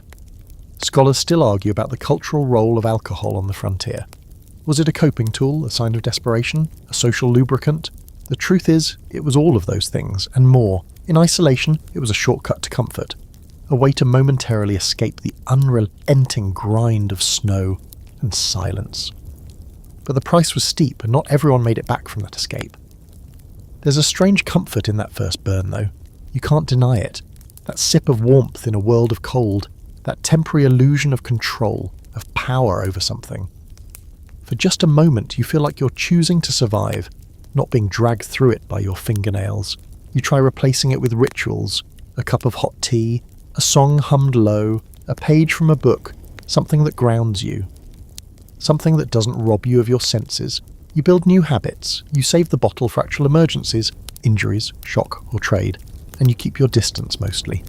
One night you pour the last of the whiskey into a tin cup, warm it gently near the fire, and raise it in a quiet toast to your fire, to your frostbitten boots, to the chicken who finally laid an egg after 3 weeks of dramatic sulking.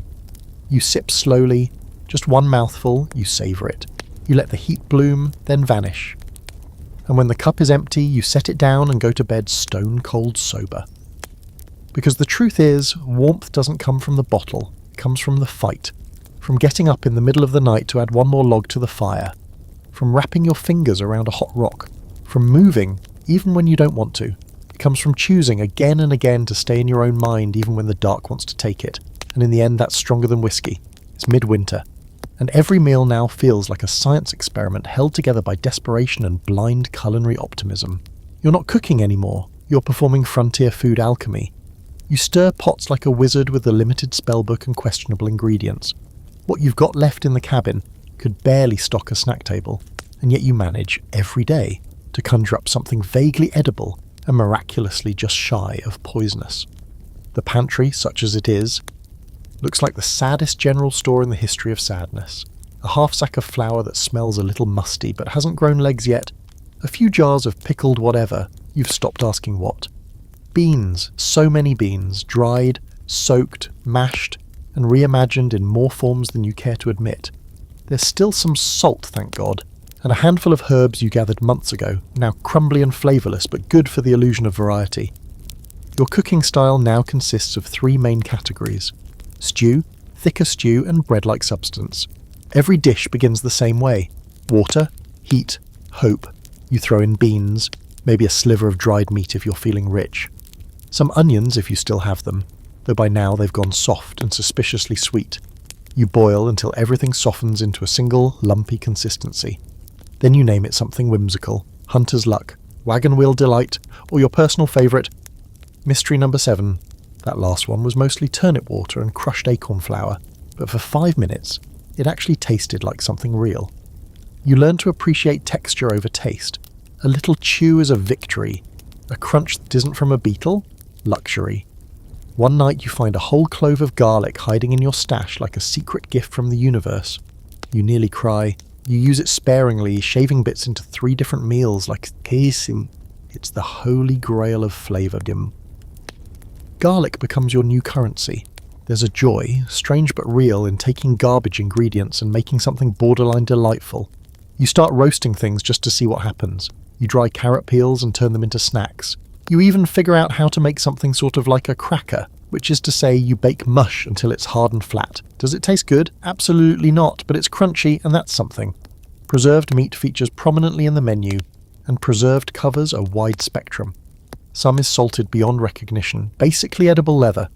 Others are smoked jerky, tough and chewy, and surprisingly satisfying after enough gnawing. The worst piece you ever ate had to be soaked in water for 2 hours before it stopped tasting like a barrel. You still ate it. You still called it dinner. And let's not forget the magical moments where you discover an ingredient you forgot you had. Like the time you pulled out a jar from the back of the shelf thinking it was pickles and discovered molasses. Thick, dark, glorious molasses. You added a spoonful to your cornbread that night and it tasted like dessert.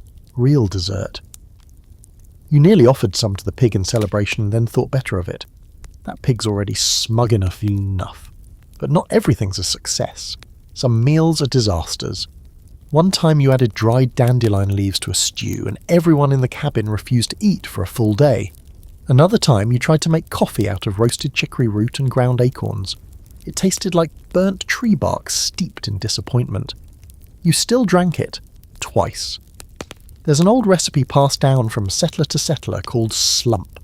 It's exactly what it sounds like. Stew with lumps of dough dropped in and boiled until they stop floating. It looks like sadness. And tastes like regret. But it fills you up. And that's all anyone can ask of a meal in January. You've made slump more times than you care to admit.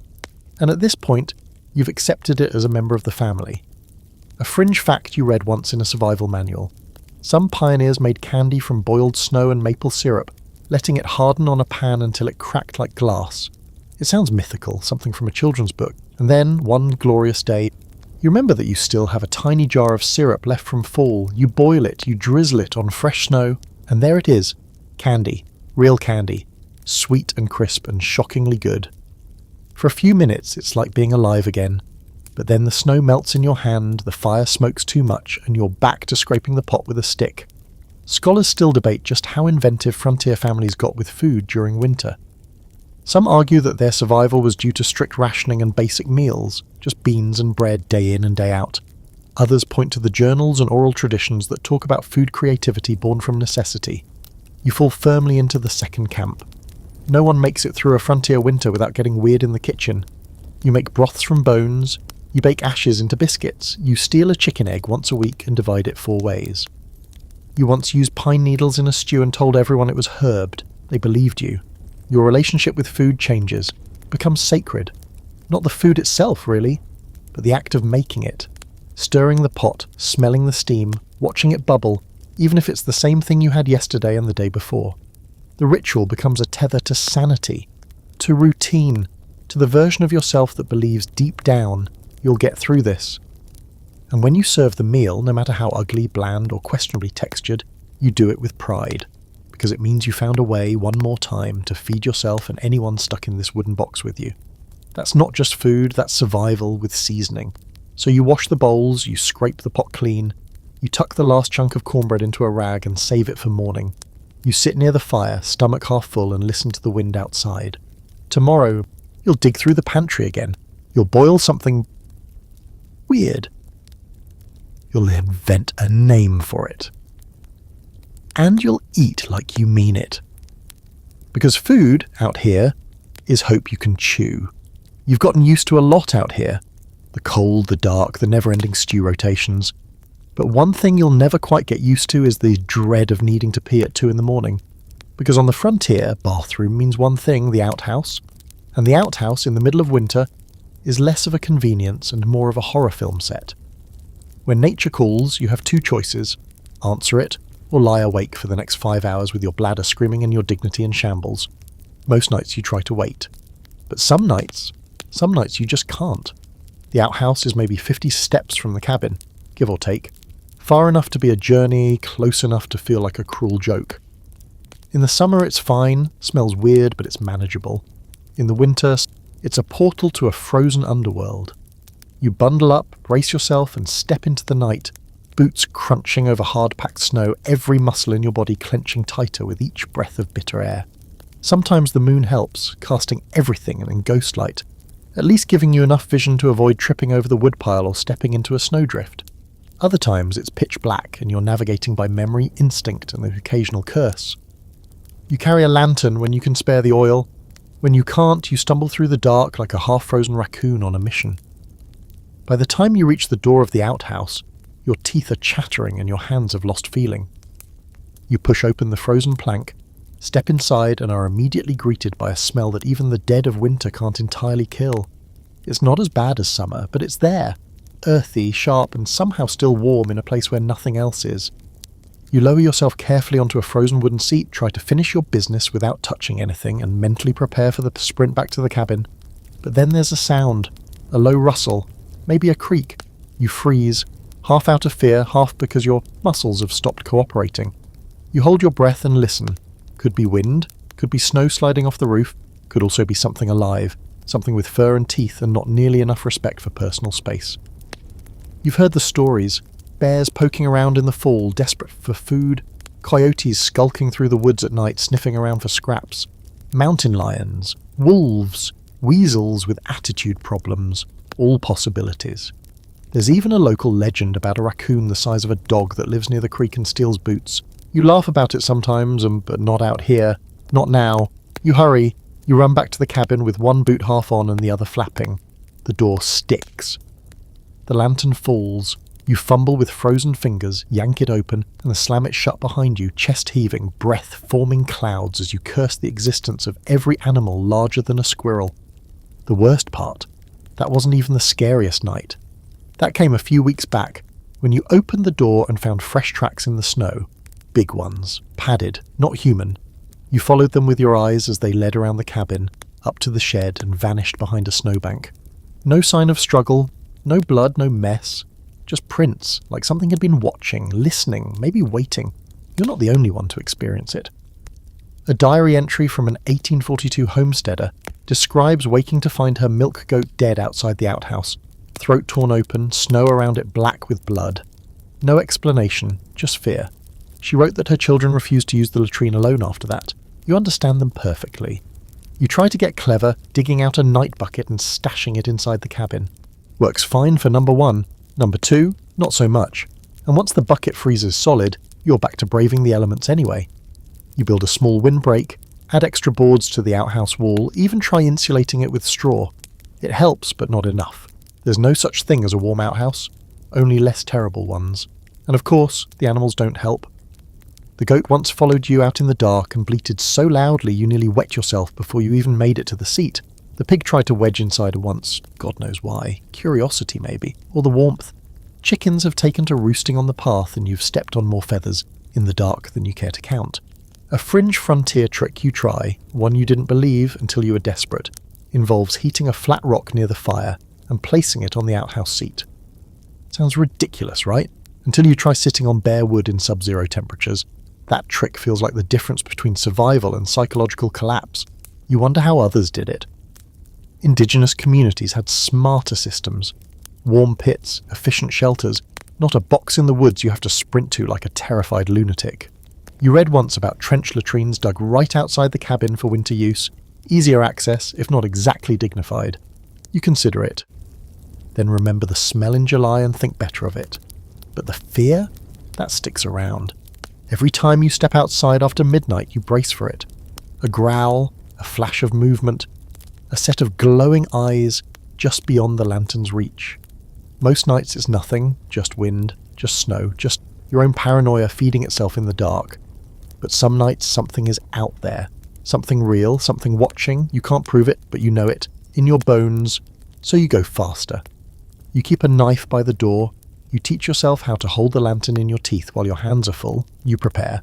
Because out here, something as basic as going to the bathroom has consequences. You used to laugh about frontier life. Roughing it, you called it.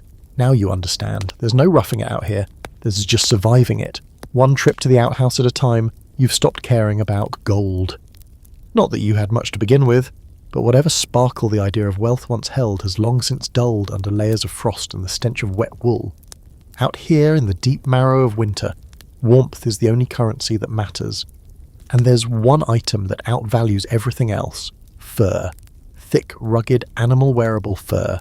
Forget shiny rocks or fancy paper money. If you want to survive a frontier winter, you better have something warm to wrap yourself in, or something worth trading for it. Your first brush with the frontier fur economy probably came long before you needed it. Maybe you saw someone in town with a coat that looked like it came off a bear still half awake. Maybe a trapper passing through tossed a bundle of pelts onto a counter and walked out with half the general store. Back then it seemed strange. Now it makes perfect sense. Fur means heat, it means comfort, it means not dying. Which makes it the most valuable thing you can carry once the snow starts piling against the cabin walls and your fingers start turning an unsettling shade of white. You remember your first trade for fur like it was yesterday. You were low on mittens. The last pair got too close to the fire and went up in a puff of smoke and bad words. You had nothing else that would keep your hands from freezing off on wood chopping duty. So you hiked out to a neighbouring cabin, a trapper's shack that looked more animal than man, and you bartered. Gave him the last of your flour and half a bottle of cider. In return, you got a pair of beaver fur mittens that smelled like swamp and blood but felt like heaven. They're still the warmest things you own. Frontier bartering systems weren't polite, they were primal, everything was a negotiation, and everyone knew exactly what their goods were worth, especially in winter. You could trade a rifle for a bearskin, a warm coat for a sack of salt. A single muskrat pelt might buy you a week of firewood depending on how desperate someone was, and desperation was the rule, not the exception. There's a strange economics to it. The colder it gets, the more value fur seems to gain. You'd laugh if it weren't so true. Trappers understood this. They built their entire livelihood on fur, hauling in pelts by the armload, drying them in sheds, stacking them like lumber. Otter, beaver, fox, mink, even mustard skunk. Though that last one came with its own brand of social consequences. One fringe report from an 1849 trading post describes a man who walked into a deal wearing nothing but a muskrat cape, a raccoon hat, and a necklace made of squirrel tails. He looked like a failed forest wizard. But he walked out with enough sugar, flour and molasses to last him a month. Because function beats fashion every single time, there's also a certain hierarchy of furs. Beaver's prized for its density and waterproof quality. Muskrat's good for lining boots. Rabbit's soft but fragile, it works better in layers. Deer hides are useful for outer garments, tough and rugged, but they don't insulate as well. Then there's buffalo, if you're lucky enough to have one. Wrap yourself in a buffalo robe, and you'll sleep through the worst blizzard nature can throw at you, snoring like it's summer. If you don't trap yourself, you trade. And if you do trap, then your entire world revolves around checking lines, keeping furs dry, and hoping something hasn't chewed off its own leg to escape before you get there. It's grim sometimes, but it's life. You tried trapping once, didn't go well. You baited a snare near the edge of the woods, proud over your knots, smug with anticipation.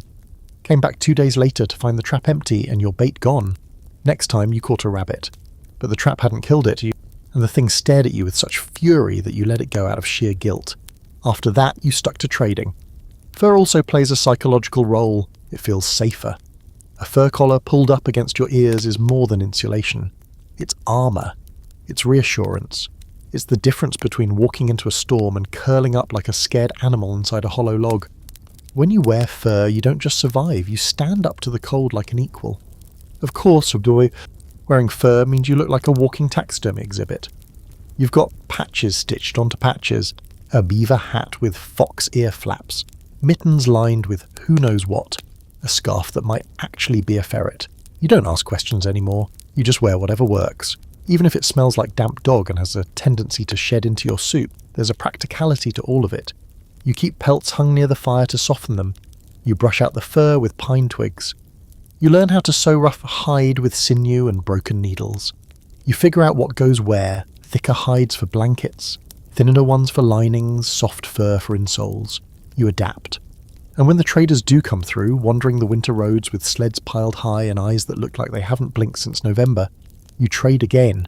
You swap firewood, preserved food, or anything that hasn't frozen solid for a new pelt, a better lining, or a scrap big enough to patch the hole in your coat where the wind keeps finding your ribs. You stop thinking in dollars. You think in warmth units. Is this item worth 1 rabbit skin or 3? Would I give up my foxtail for that fur-lined cap?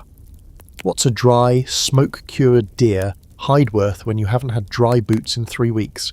The answer? Everything. And still there's one trade you'll never forget. A boy no more than 12 shows up with a bundle of pelts wrapped in oilskin. Quiet kid. Eyes like polished stone. He lays out 5 perfect fox hides. Deep red, thick, beautiful. He points to your stew pot. You hesitate, then hand him the whole thing, full and steaming. He leaves without a word. You never see him again. But that night, you sleep with a fox pelt wrapped around your shoulders and your stomach full. In spring, maybe fur will go back to being something fancy. A fashion statement. A symbol of wealth. But in winter, it's a matter of life and death. And out here, death has cold fingers and no patience. So you keep trading, keep sewing, keep wrapping yourself in warmth that once had a heartbeat. Because gold can't keep you warm, but fur? Fur just might.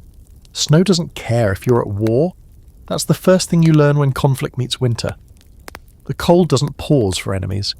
It doesn't retreat for strategy. It just keeps falling. White, endless, and indifferent to whose side you're on. But out here on the frontier, sometimes war shows up anyway.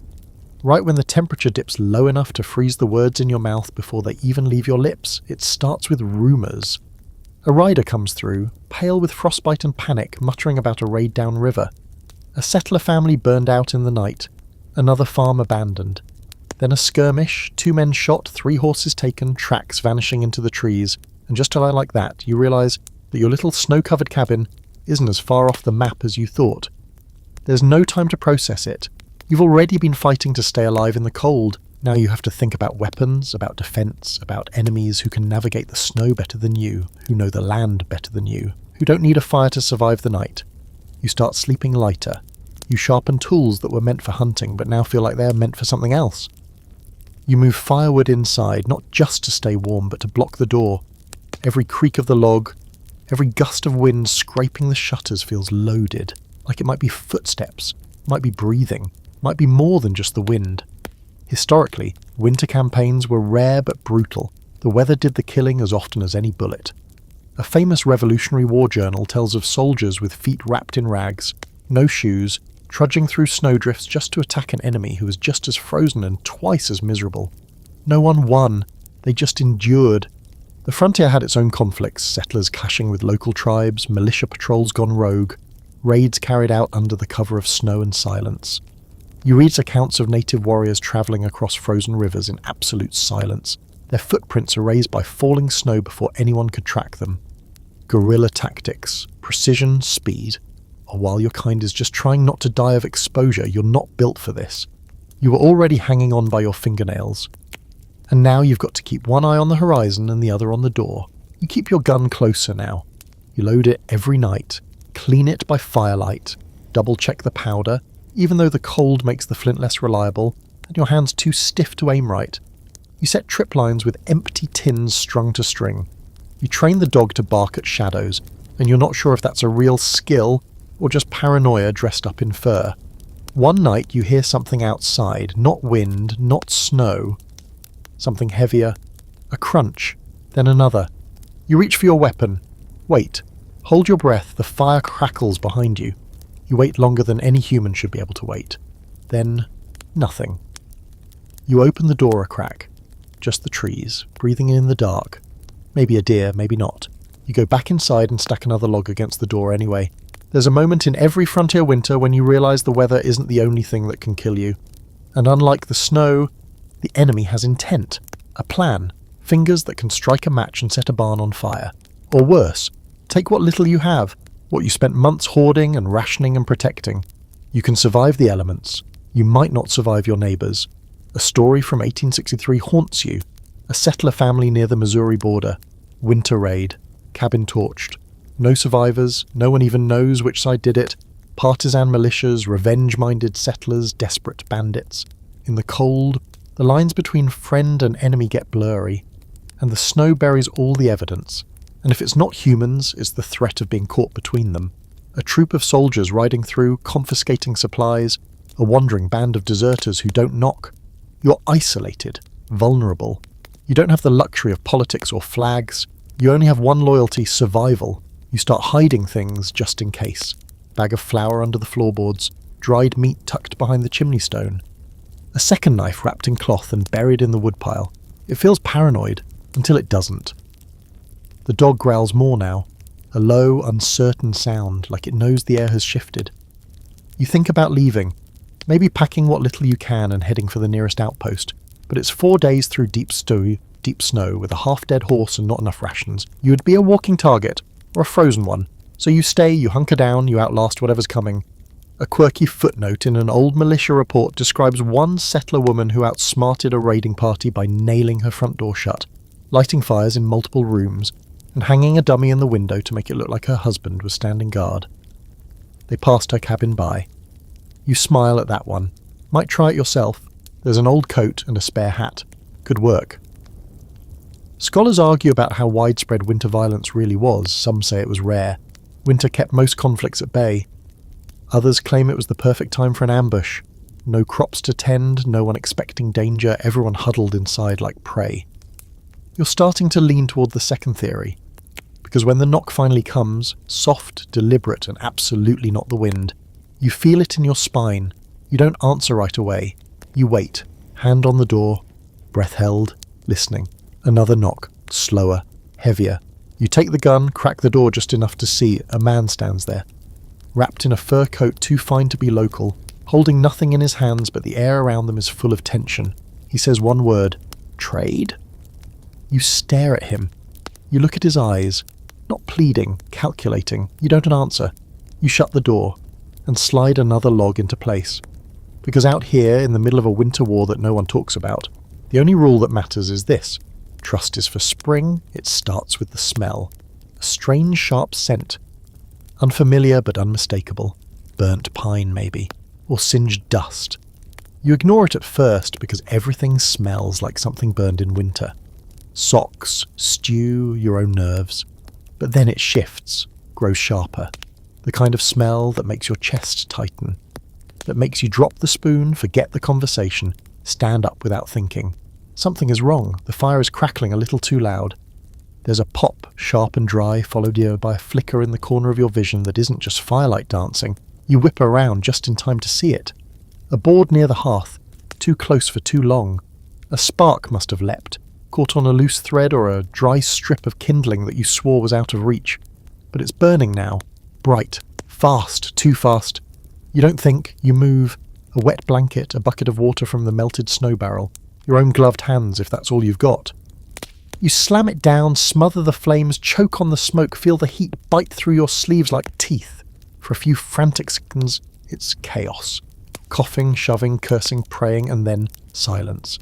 The fire is out. But it could have been worse. It almost was. That's how it happens.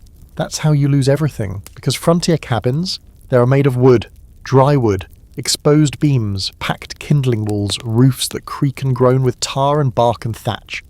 Everything around you is basically tinder just waiting for an excuse. And the fire you depend on for survival, it doesn't care. It'll turn on you in a second. You become paranoid after that. Rightfully so. Every ember feels suspicious. Every snap of the fire sounds like a warning. You double-check the hearth before sleeping, again when you wake, and at least 4 times before stepping outside. You build a stone buffer around it, reset the logs farther in, hang a piece of sheet metal behind the wall to reflect the heat away from the timber. It helps, maybe, but still, there's no safety when your entire home could ignite in the time it takes to blink. Historical records are full of cabin fires. Most of them start the same way. Poorly built chimneys, overloaded hearths, candles tipped too close to drapes or pelts. One fringe tale tells of a man who built his fire inside a hollowed log to trap the heat. What it trapped instead was him. No one found the cabin until spring. You think of that story every time you catch a whiff of something unfamiliar. There's a terrifying fragility to your world now. The cabin feels strong in a storm, heavy with snow on the roof. It groans like a ship in the wind, but it holds. And yet, one stray spark could turn it into a torch. In less than a minute you'd have nothing. No shelter, no food, no tools, just the clothes on your back and the sound of flame chewing through your life. You make plans, just in case: a go bag by the door, blankets, dried meat, a flint striker and a knife, a pouch of herbs you don't even like but might need to chew if your throat tightens from smoke. You stash things in the shed. A shovel, a change of socks, a pot. You rehearse the escape in your mind, which way to run, where the snow's lowest, how long it would take to dig a hole and survive the night outside, because yes, you've considered it. If the cabin burns, you won't die in the fire. You'll die in the cold. Hypothermia will do its work faster than flames ever could. Your shelter isn't just a home, it's a suit of armour. One that's always slightly damp, full of fleas, and creaks when you roll over, but armour nonetheless. You start looking at everything differently. Firewood isn't just fuel, it's threat. Kindling gets locked in a metal box, ashes are scooped every morning and carried outside. Because you read about someone whose house went up, because the wind blew hot ashes out of a bucket they thought was cool. You build fire breaks, you stamp out even the coals that fall to the floor like glowing crumbs, and you talk about it. To yourself, to the animals, to the empty air. You repeat the rules like prayers. Bank the fire low at night. Keep the bucket full. Never sleep with a candle burning. These are the mantras now, not because you're scared, though you are, but because repetition might keep you alive. It happens again a few weeks later, not a fire, but close. A lantern tips while you're cleaning the chimney. The oil sloshes, the flame flickers too high, and you barely catch it before it licks the edge of the table. You yank it away, hands shaking. After that, you stop using lanterns unless absolutely necessary. Back to candles, short ones, in bowls of water. You even stop reading after dark. Some historians argue that fire was a settler's greatest asset. A miracle in the box. Others call it the devil's pet. The price paid for warmth in a world that wanted you dead. You're caught between both. You depend on it. You fear it. It's your best friend and your worst enemy. There's a reason indigenous winter shelters often use central fires with earthen or stone bases. Low smoke, better heat control, smarter, safer. You wish you had that knowledge. You wish you could tear down your chimney and rebuild it better. But now isn't the time for renovations. Now's the time for constant vigilance. Still, the fear doesn't paralyze you. It sharpens you. You treat fire with the reverence it deserves. You whisper to it sometimes, not out of superstition, but habit. Stay in the hearth. Do your job. You praise it when it behaves. You scold it when it spits. You hold it like a fragile animal, one that could warm you or kill you, depending on how well you fed it. And on the coldest nights, when the fire is burning just right, the shadows playing gently on the walls, the stew bubbling faintly in its iron pot, you let yourself relax. Just a little. You tuck your feet under a blanket, sip something warm, let your eyes close, but the fire never leaves your mind. Not really. You sleep with one ear tuned to the crackle, because you know that fire isn't just a source of life. It's a predator you've invited into your home. You wouldn't have made it this far without her. That's just the truth of it. Through snowstorms, lean weeks, dead fires, sick animals, broken tools, and nights so dark and long they feel like a punishment, you're here, in part because she kept it all from falling apart. She meaning the woman in the cabin. Maybe she's your wife, your mother, your sister. Maybe she's just someone who came west with the same stubborn streak you carry in your blood. Whoever she is she's the backbone of the entire operation, and somehow she's still standing. Frontier winters are hard on everyone, but they ask something different of women. It's not just the physical toll. Though let's not pretend she's not chopping, hauling, fixing, mending, skinning and feeding like any man with an axe and a frostbitten back. It's the constant toll, the unbroken weight of caretaking, planning, nursing, feeding, watching and waiting, of stitching up wounds, inside and out, of keeping a family and a fire alive at the same time. The first thing she does in the morning is get to work. Not that she ever really stopped. Even at night, she's sleeping in shifts, keeping an ear out for the fire dying or the baby crying or the wind changing, or you getting up to battle the outhouse with a lantern and a muttered curse. If the fire's out, she lights it. If someone's sick, she makes tea. If the stew needs stretching, she adds more water and somehow makes it taste better than the night before. You've watched her do impossible math with ingredients that don't add up. 1 onion, half a carrot, a handful of salt, and she produces a meal that fills your belly and settles your bones. She doesn't complain. She can't complain, because if she slows down, everyone else falls apart. There's a quiet toughness in the way she moves. No dramatics, no declarations of strength, just motion. Action. A rhythm of survival so ingrained it almost looks effortless, until you try to step in for a day and realise just how much you've taken for granted. One night your youngest comes down with a fever. High, hot, frightening. You panic. She doesn't. She dampens cloths, stokes the fire, measures doses of willow bark and pine tea with the precision of a doctor. She holds the child's head through the worst of the shakes, murmurs old lullabies like armour, and doesn't sleep for 2 days straight. And when the fever breaks, she still cooks breakfast. You don't say thank you. Not right away, maybe not ever, the way she deserves. Because out here, thanks are spoken in actions, in chopping extra wood so she doesn't have to, in sewing a patch where the cabin draft hits her side of the bed, in fixing the door that always sticks. You don't need to tell her she's saving your lives, she knows. Historically, women on the frontier did everything, inside the home and often outside it. They were midwives, hunters, herbalists, butchers, teachers and trail scouts. Some delivered babies in snowstorms. Others buried husbands and raised 5 kids alone through winters that would make your bones whimper. And the records? They barely mention them. A line here, a footnote there. But behind every named settler, there's almost always an unnamed woman who kept him alive. There's a fringe tale from a Wisconsin homestead. 1871. Young woman, newly married. Husband goes out hunting. Never returns. She survives the rest of the winter alone, keeps the livestock from freezing, traps rabbits, barters her last 3 potatoes for firewood. When spring comes, the neighbours find her chopping wood in a coat, stitched together from 3 quilts, and what was probably her wedding dress. She offers them soup, smiles like nothing happened. The strength you see in the women out here, it's quiet. That's the part people miss. It's not showy, it's not loud. It's in the way she knits by firelight with hands cracked from hauling water all day. In the way she soaks her own socks in warm water so the kids can have dry ones. In the way she doesn't flinch when a storm slams into the roof. She just checks the buckets, seals the cracks, adds more stew to the pot. And she endures the cold in her own way. With layers, of course, but also with grit. There's something brutal and beautiful about the way she shrugs into a coat with a broken toggle, ties it with string and steps outside into the wind to haul snow like she's got something to prove to the blizzard. But winter's not just hard on the body, it wears down the soul too, and that's where you see her struggle the most. The endless grey sky, the isolation, the sameness of every day. It presses on her just like it presses on you, but she keeps going, not because she doesn't feel it, but because someone has to look like they're not feeling it. For the children, for you, for the structure of it all. You catch her staring out the window sometimes, or at what used to be a window now boarded and sealed. She stands there holding a cup of pine tea, watching snow drift past the corners of the roof like ashes. She doesn't say a word. You don't interrupt. That's her moment, her escape. She keeps journals when she can spare the paper, little notes, lists, sometimes just a word. Alive.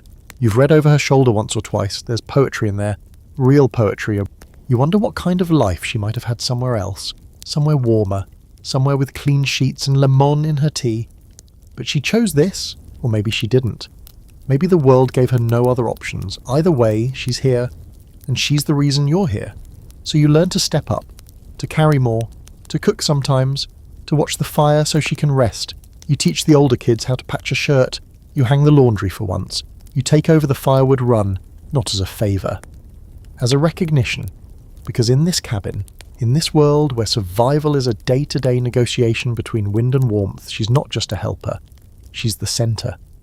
You tuck the blankets around her shoulders when she finally falls asleep. You stir the fire quietly so it doesn't wake her. You pour the tea before she asks.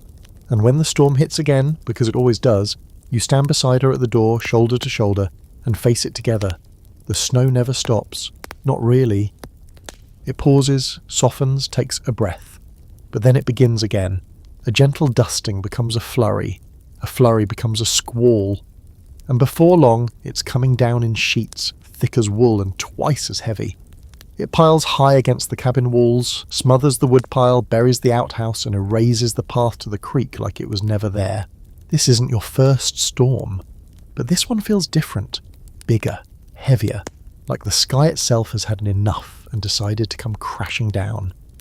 You saw it coming, The air went still earlier that day, the way it always does before the sky collapses. The dog grew quiet. The chickens fluffed and nestled deep, refusing to budge from their corner. The fire seemed harder to keep lit, like even it knew something was wrong. By dusk, the horizon disappeared behind a wall of white, and by nightfall you couldn't see 5 feet past the cabin window. You brace. There's nothing else to do. You check everything, shutters sealed, roof supported, firewood stacked high inside. You move the animals closer, if not already living in the same room with you, which they basically are now.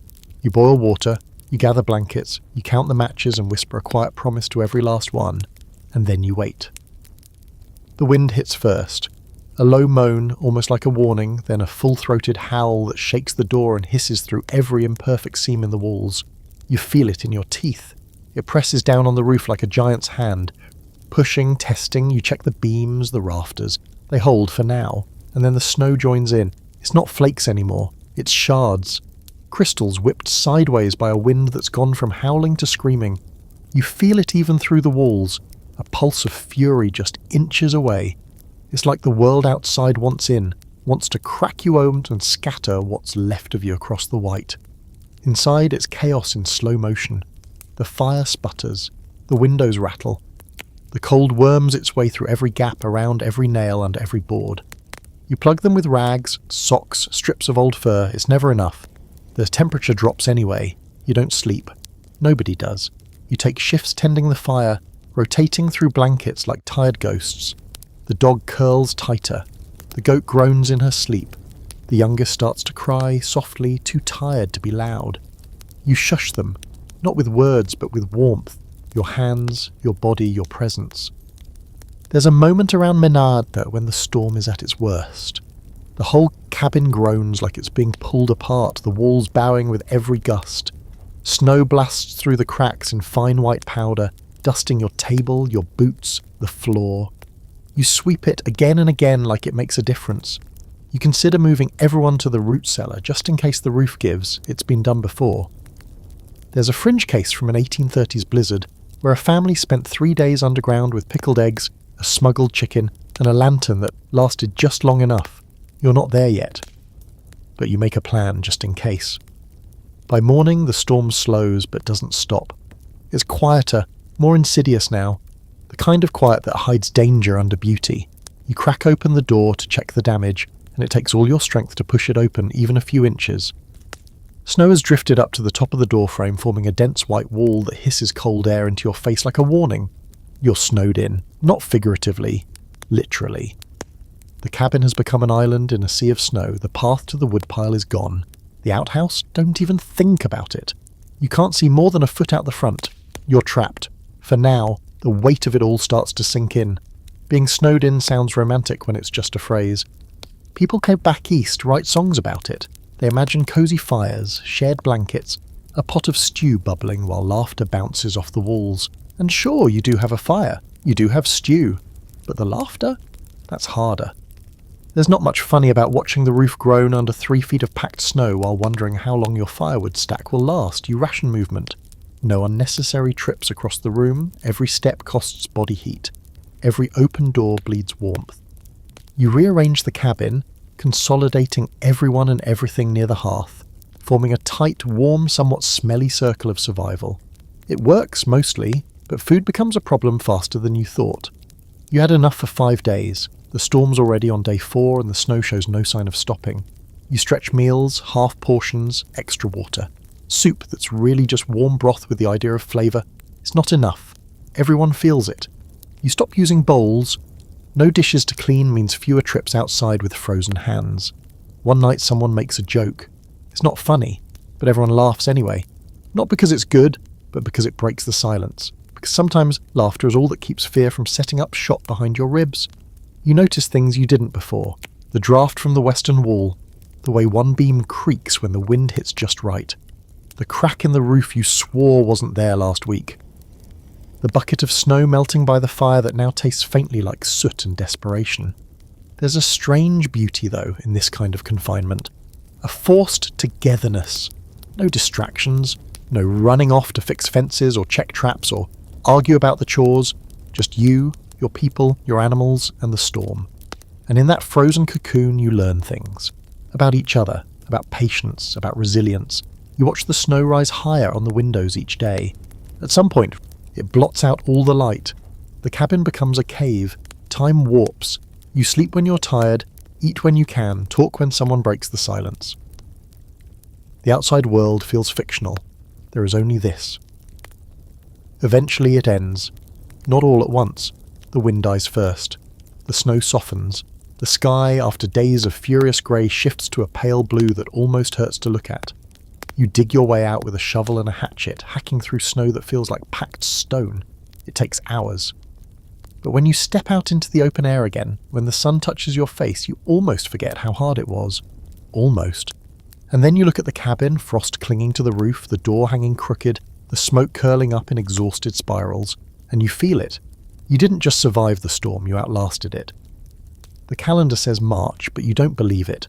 The light stays a little longer each evening, true. There's a softness to the sun that almost feels like a promise.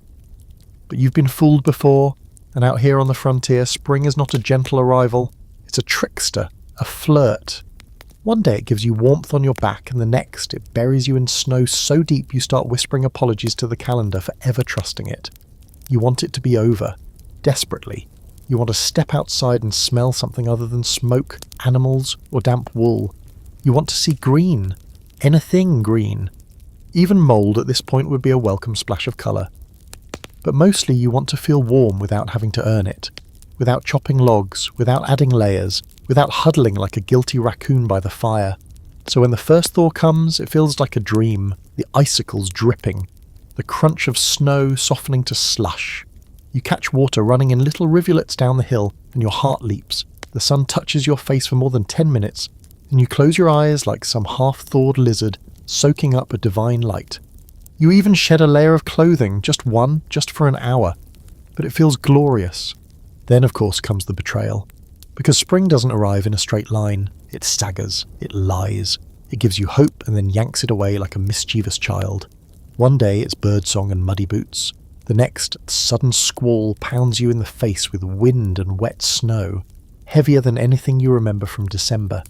You can see the buds on the trees, so close to bursting, but they're not stupid. They know better. They wait. You, on the other hand, start to unravel. There's something about almost escaping that breaks a person more than the worst part of winter ever could. You were strong when it was all cold and grey. You expected it. You endured. But this is the emotional equivalent of being halfway out the door and then getting locked inside again. You're so close to making it.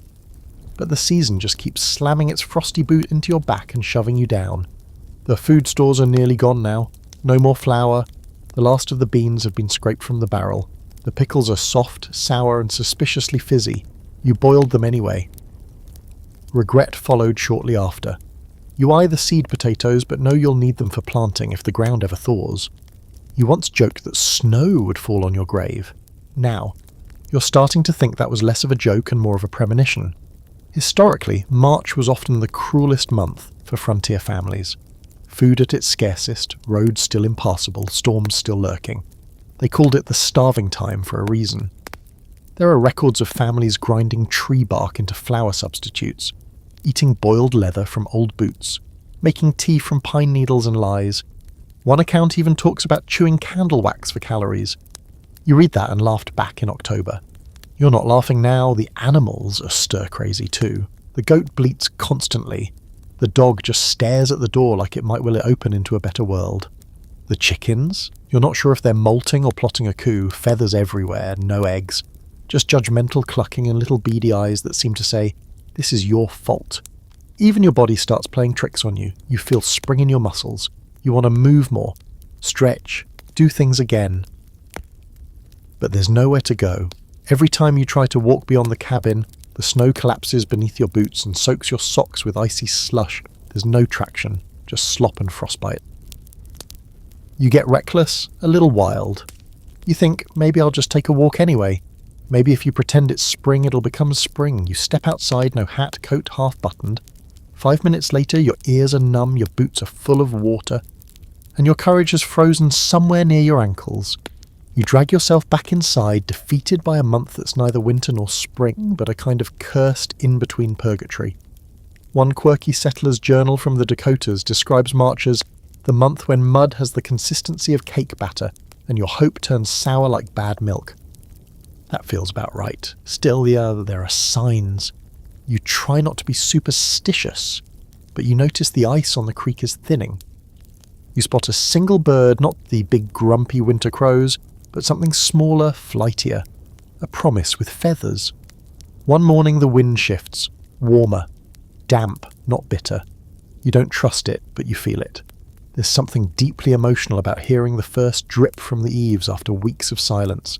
It's just water. But to you, it sounds like music, like progress. Like the world beginning to remember that life exists outside of survival. You open the cabin door just a little wider now. Let the air in even if it's still cold. You sweep the floor even though it'll just get dirty again. You find your seed packets and go through them with grim hope. Planning, dreaming. Maybe next week you can start something, maybe. But you don't let yourself believe it fully yet. Not until the snow is truly gone. Not until the mud dries and the first green thing pokes through and doesn't get covered again the next day by a freak snowstorm. Until then, you hold on, you watch the skies, you ration what's left, you tell yourself stories, you remind the others that every storm has an end, even if it lies. Because the cruelest part of the frontier winter isn't January, it's the lie of March.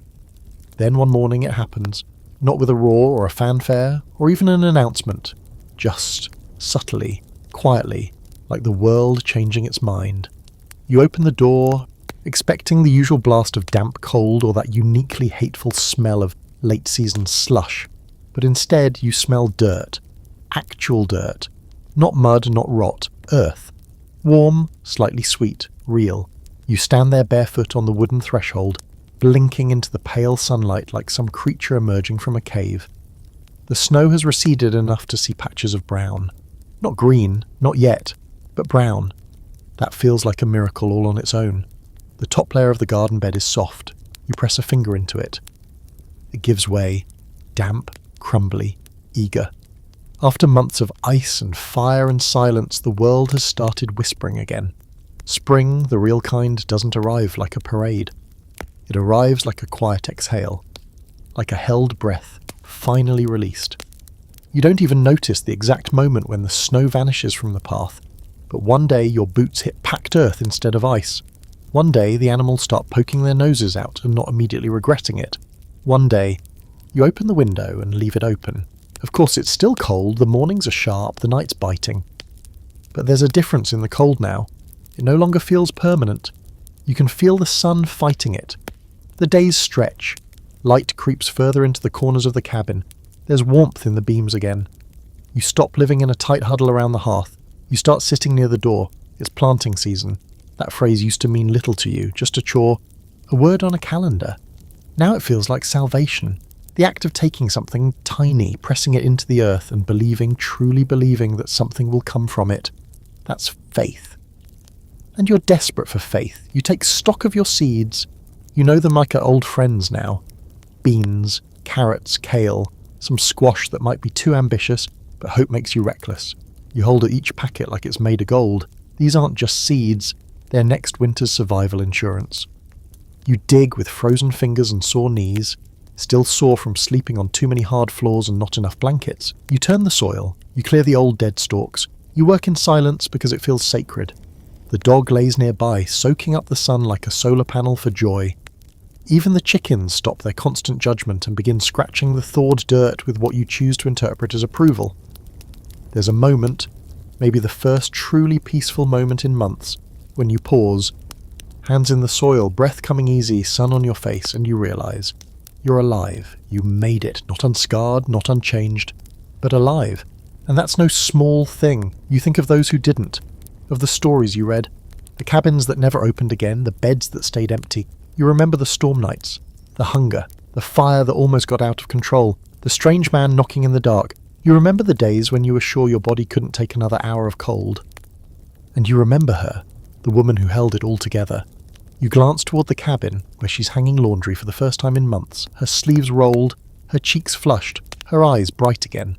She catches your look and raises an eyebrow like she's reading your thoughts and already bored of them. You grin. She doesn't grin back, she never does, but she nods. That's enough. Inside, you've started cleaning, not just tidying, but reclaiming. Washing soot from the walls, scrubbing floors that haven't seen daylight since November. You throw out the bucket you kept for emergencies with small sombre ceremony. You repurpose the box of rags into actual cleaning cloths instead of makeshift insulation. The whole cabin feels lighter, as if it knows the fight is over. You even let yourself dream again, about fixing the roof properly, about adding another window, about raising a second pig so the first one finally has someone else to grunt at. The world is wide again and you can feel it calling. Historically, frontier families treated spring not with celebration, but with cautious joy. They knew how cruel the season could be. Floods, late frosts, sicknesses that bloomed in the thaw. But they also knew it was the time to build again, to rebuild, really. Because winter didn't just pause life, it shattered it. Spring was the glue. One quirky entry from an 1851 homesteader notes that the first day I hung laundry without it freezing and stiff made me weep into the bread dough. You understand that kind of joy now. It's not dramatic, it's just human. You celebrate with the smallest feast. What's left of the last smoked meat, a fresh egg, and a pancake made from desperation and a pinch of hope. Tastes better than anything you had all winter. You eat it outside, perched on a stump like it's a royal banquet. There's work ahead. You're behind on planting, the fence needs mending, the roof still leaks, the creek is rising a little too fast, and your boots are still full of holes. You need more salt, more oil, more everything, but none of that scares you. Because the cold is gone, the dark is broken, and now you get to build. There's a strange ache that comes when the worst is over. Not physical though, your joints are stiff, and your back has the familiar curve of someone who's spent too many months hauling, chopping, bending, surviving. No, this ache is emotional. It sits behind your ribs and hums like a tuning fork. It's the realization that somehow you're not fighting for your life anymore. Not today, anyway. And when the fight fades, you're left with you and everything you've been holding off feeling. The first few days of true spring are filled with noise, not from people, you're still in the middle of nowhere, but from the world itself. The thaw is loud. It drips and trickles and runs in rivulets down hillsides. The creeks are swollen, and the wind doesn't scream anymore, it sings. Birds return in waves, as if the sky opened and dropped them back where they belonged. Even the trees seem to exhale, creaking and swaying as they stretch from their long frozen sleep. You stand in the middle of it, watching the cabin shrink behind you as you walk toward the edge of your tiny known world. The same path you trudged in snowshoes 3 months ago now squishes underfoot, full of mud and promise. The same trees that once loomed in white silence now shimmer with tiny buds, so small you could miss them if you weren't paying attention. But you are. Now, more than ever, you find yourself touching everything. A leaf, a rock warmed by sun, the bark of a tree, not for any practical reason, just to prove it's all real. That the nightmare season has passed and the world is letting you back in. You don't rush, you walk slowly like someone relearning the shape of the earth. The animals are different too. The chickens begin laying again, almost apologetically. The goat walks farther, sniffing everything like it's new. Even the pig, still smug, still muddy, grunts with something like satisfaction as he sunbathes in a dry patch of grass you didn't think would exist ever again. And you begin to do something radical. Rest. Not collapse, not pass out from exhaustion, but rest. Sit in a chair for more than 5 minutes. Stare at the trees. Close your eyes in the sun without a voice in your head screaming, "Get up! The fire's low, you're behind on kindling, there's a draft somewhere." The silence becomes soothing, not alarming. You stop jumping at every sound. You stop checking the windows every few minutes, scanning for wolves, raiders, the cold itself. You let your guard down, a little. There's an emotional detox that happens after surviving a winter like that. The body recovers faster than the mind, and physically you're eating better, moving easier, sleeping deeper. But mentally, you still find yourself flinching at shadows. You still wake in the middle of the night, heart pounding, only to realise the fire's burning fine and no one's dying. It's hard to explain to someone who's never lived through it. The way fear burrows in, the way survival becomes not just something you do, but something you are. And then, suddenly, it's not needed. You're still braced, but nothing's coming. There's no storm, no cold, just wind and light and the faint smell of blossoms. One morning you catch your reflection in a puddle. You almost don't recognise it. Your face is leaner. The lines are deeper. But your eyes, they're awake in a way they weren't a few months ago. Like the part of you that went underground for the winter has returned, blinking in the light, slightly disoriented but very much alive. You remember the mistakes you made. The fire that almost took the cabin, the time you rationed food too tightly and everyone went to bed hungry, the trap that didn't work. The deal you almost made with a stranger you didn't trust. The bottle you dipped into too many nights. You carry those things, not with shame, at least not entirely, but with honesty. Because survival isn't clean, it's dirty and reactive and instinctual. You did what you had to, and you learned. Every mistake became a notch on your ribs. Every lesson etched into the grain of your axe handle. You made it, and now you begin again. You start fixing what broke, patching leaks in the roof, replacing window coverings with real glass if you can scrounge it. You plan your planting with more precision than ever. You even sketch a new shed you might build in the summer, now that you know how small and vulnerable your storage really was. And the people, the ones in your cabin, they change too, slowly. The kids start laughing louder. The woman, your wife, your partner, your anchor, sings again while kneading dough. A tune you haven't heard since before the snow. You hum along off-key and she rolls her eyes, but she doesn't stop. You begin trading again. Real trading. Not desperate, late winter bartering for dry beans and rabbit fur, but neighbourly exchanges, seeds, tools, news. You hear stories of others who made it and those who didn't. You grieve quietly, privately, but you also celebrate. One quirky fact from a 19th century journal: frontier families would sometimes mark the true end of winter with a picnic, even if they had nothing to eat but dry bread and warm water. Just the act of sitting in the sun together, outside, was enough. A symbol, a line drawn between what was and what will be. You do your own version, a bench, a cup of fresh tea, the sun, a distance that feels earned. And in that moment you realise something else. You didn't just survive the coldest nights. You earned the right to live through the warm ones. You built this life through mistakes, sweat, ingenuity, and sheer refusal to die. No one back east will ever understand what that cost. How close you came to disappearing, but you'll know. Every time the wind shifts and carries the scent of sap and soil instead of death, you'll know. And now that spring's here, and truly here, not just whispering empty promises behind frozen clouds, you finally rest easy. Not because you're done. No one on the frontier is ever done, but because you've proven that you can do this. When the cold howled, you stayed warm. When the food ran low, you stretched it. When the dark crept in, you lit a fire and kept it alive. This life, it isn't pretty, it's not romantic, but it's real, and it's yours. Next winter will come again, it always does, but now you won't fear it the same way. You'll remember the warmth you made from nothing, the soup you conjured from scraps, the laughter that still rose in a one-room cabin, half buried in snow, and when the nights grow long again, you'll light your fire, pull on your beaver fur mittens and smile, because you've been through worse. You'll stir the stew, check the windows and settle in, not with dread, but with memory, because you survived the coldest nights. And now you sleep in warmth you earned.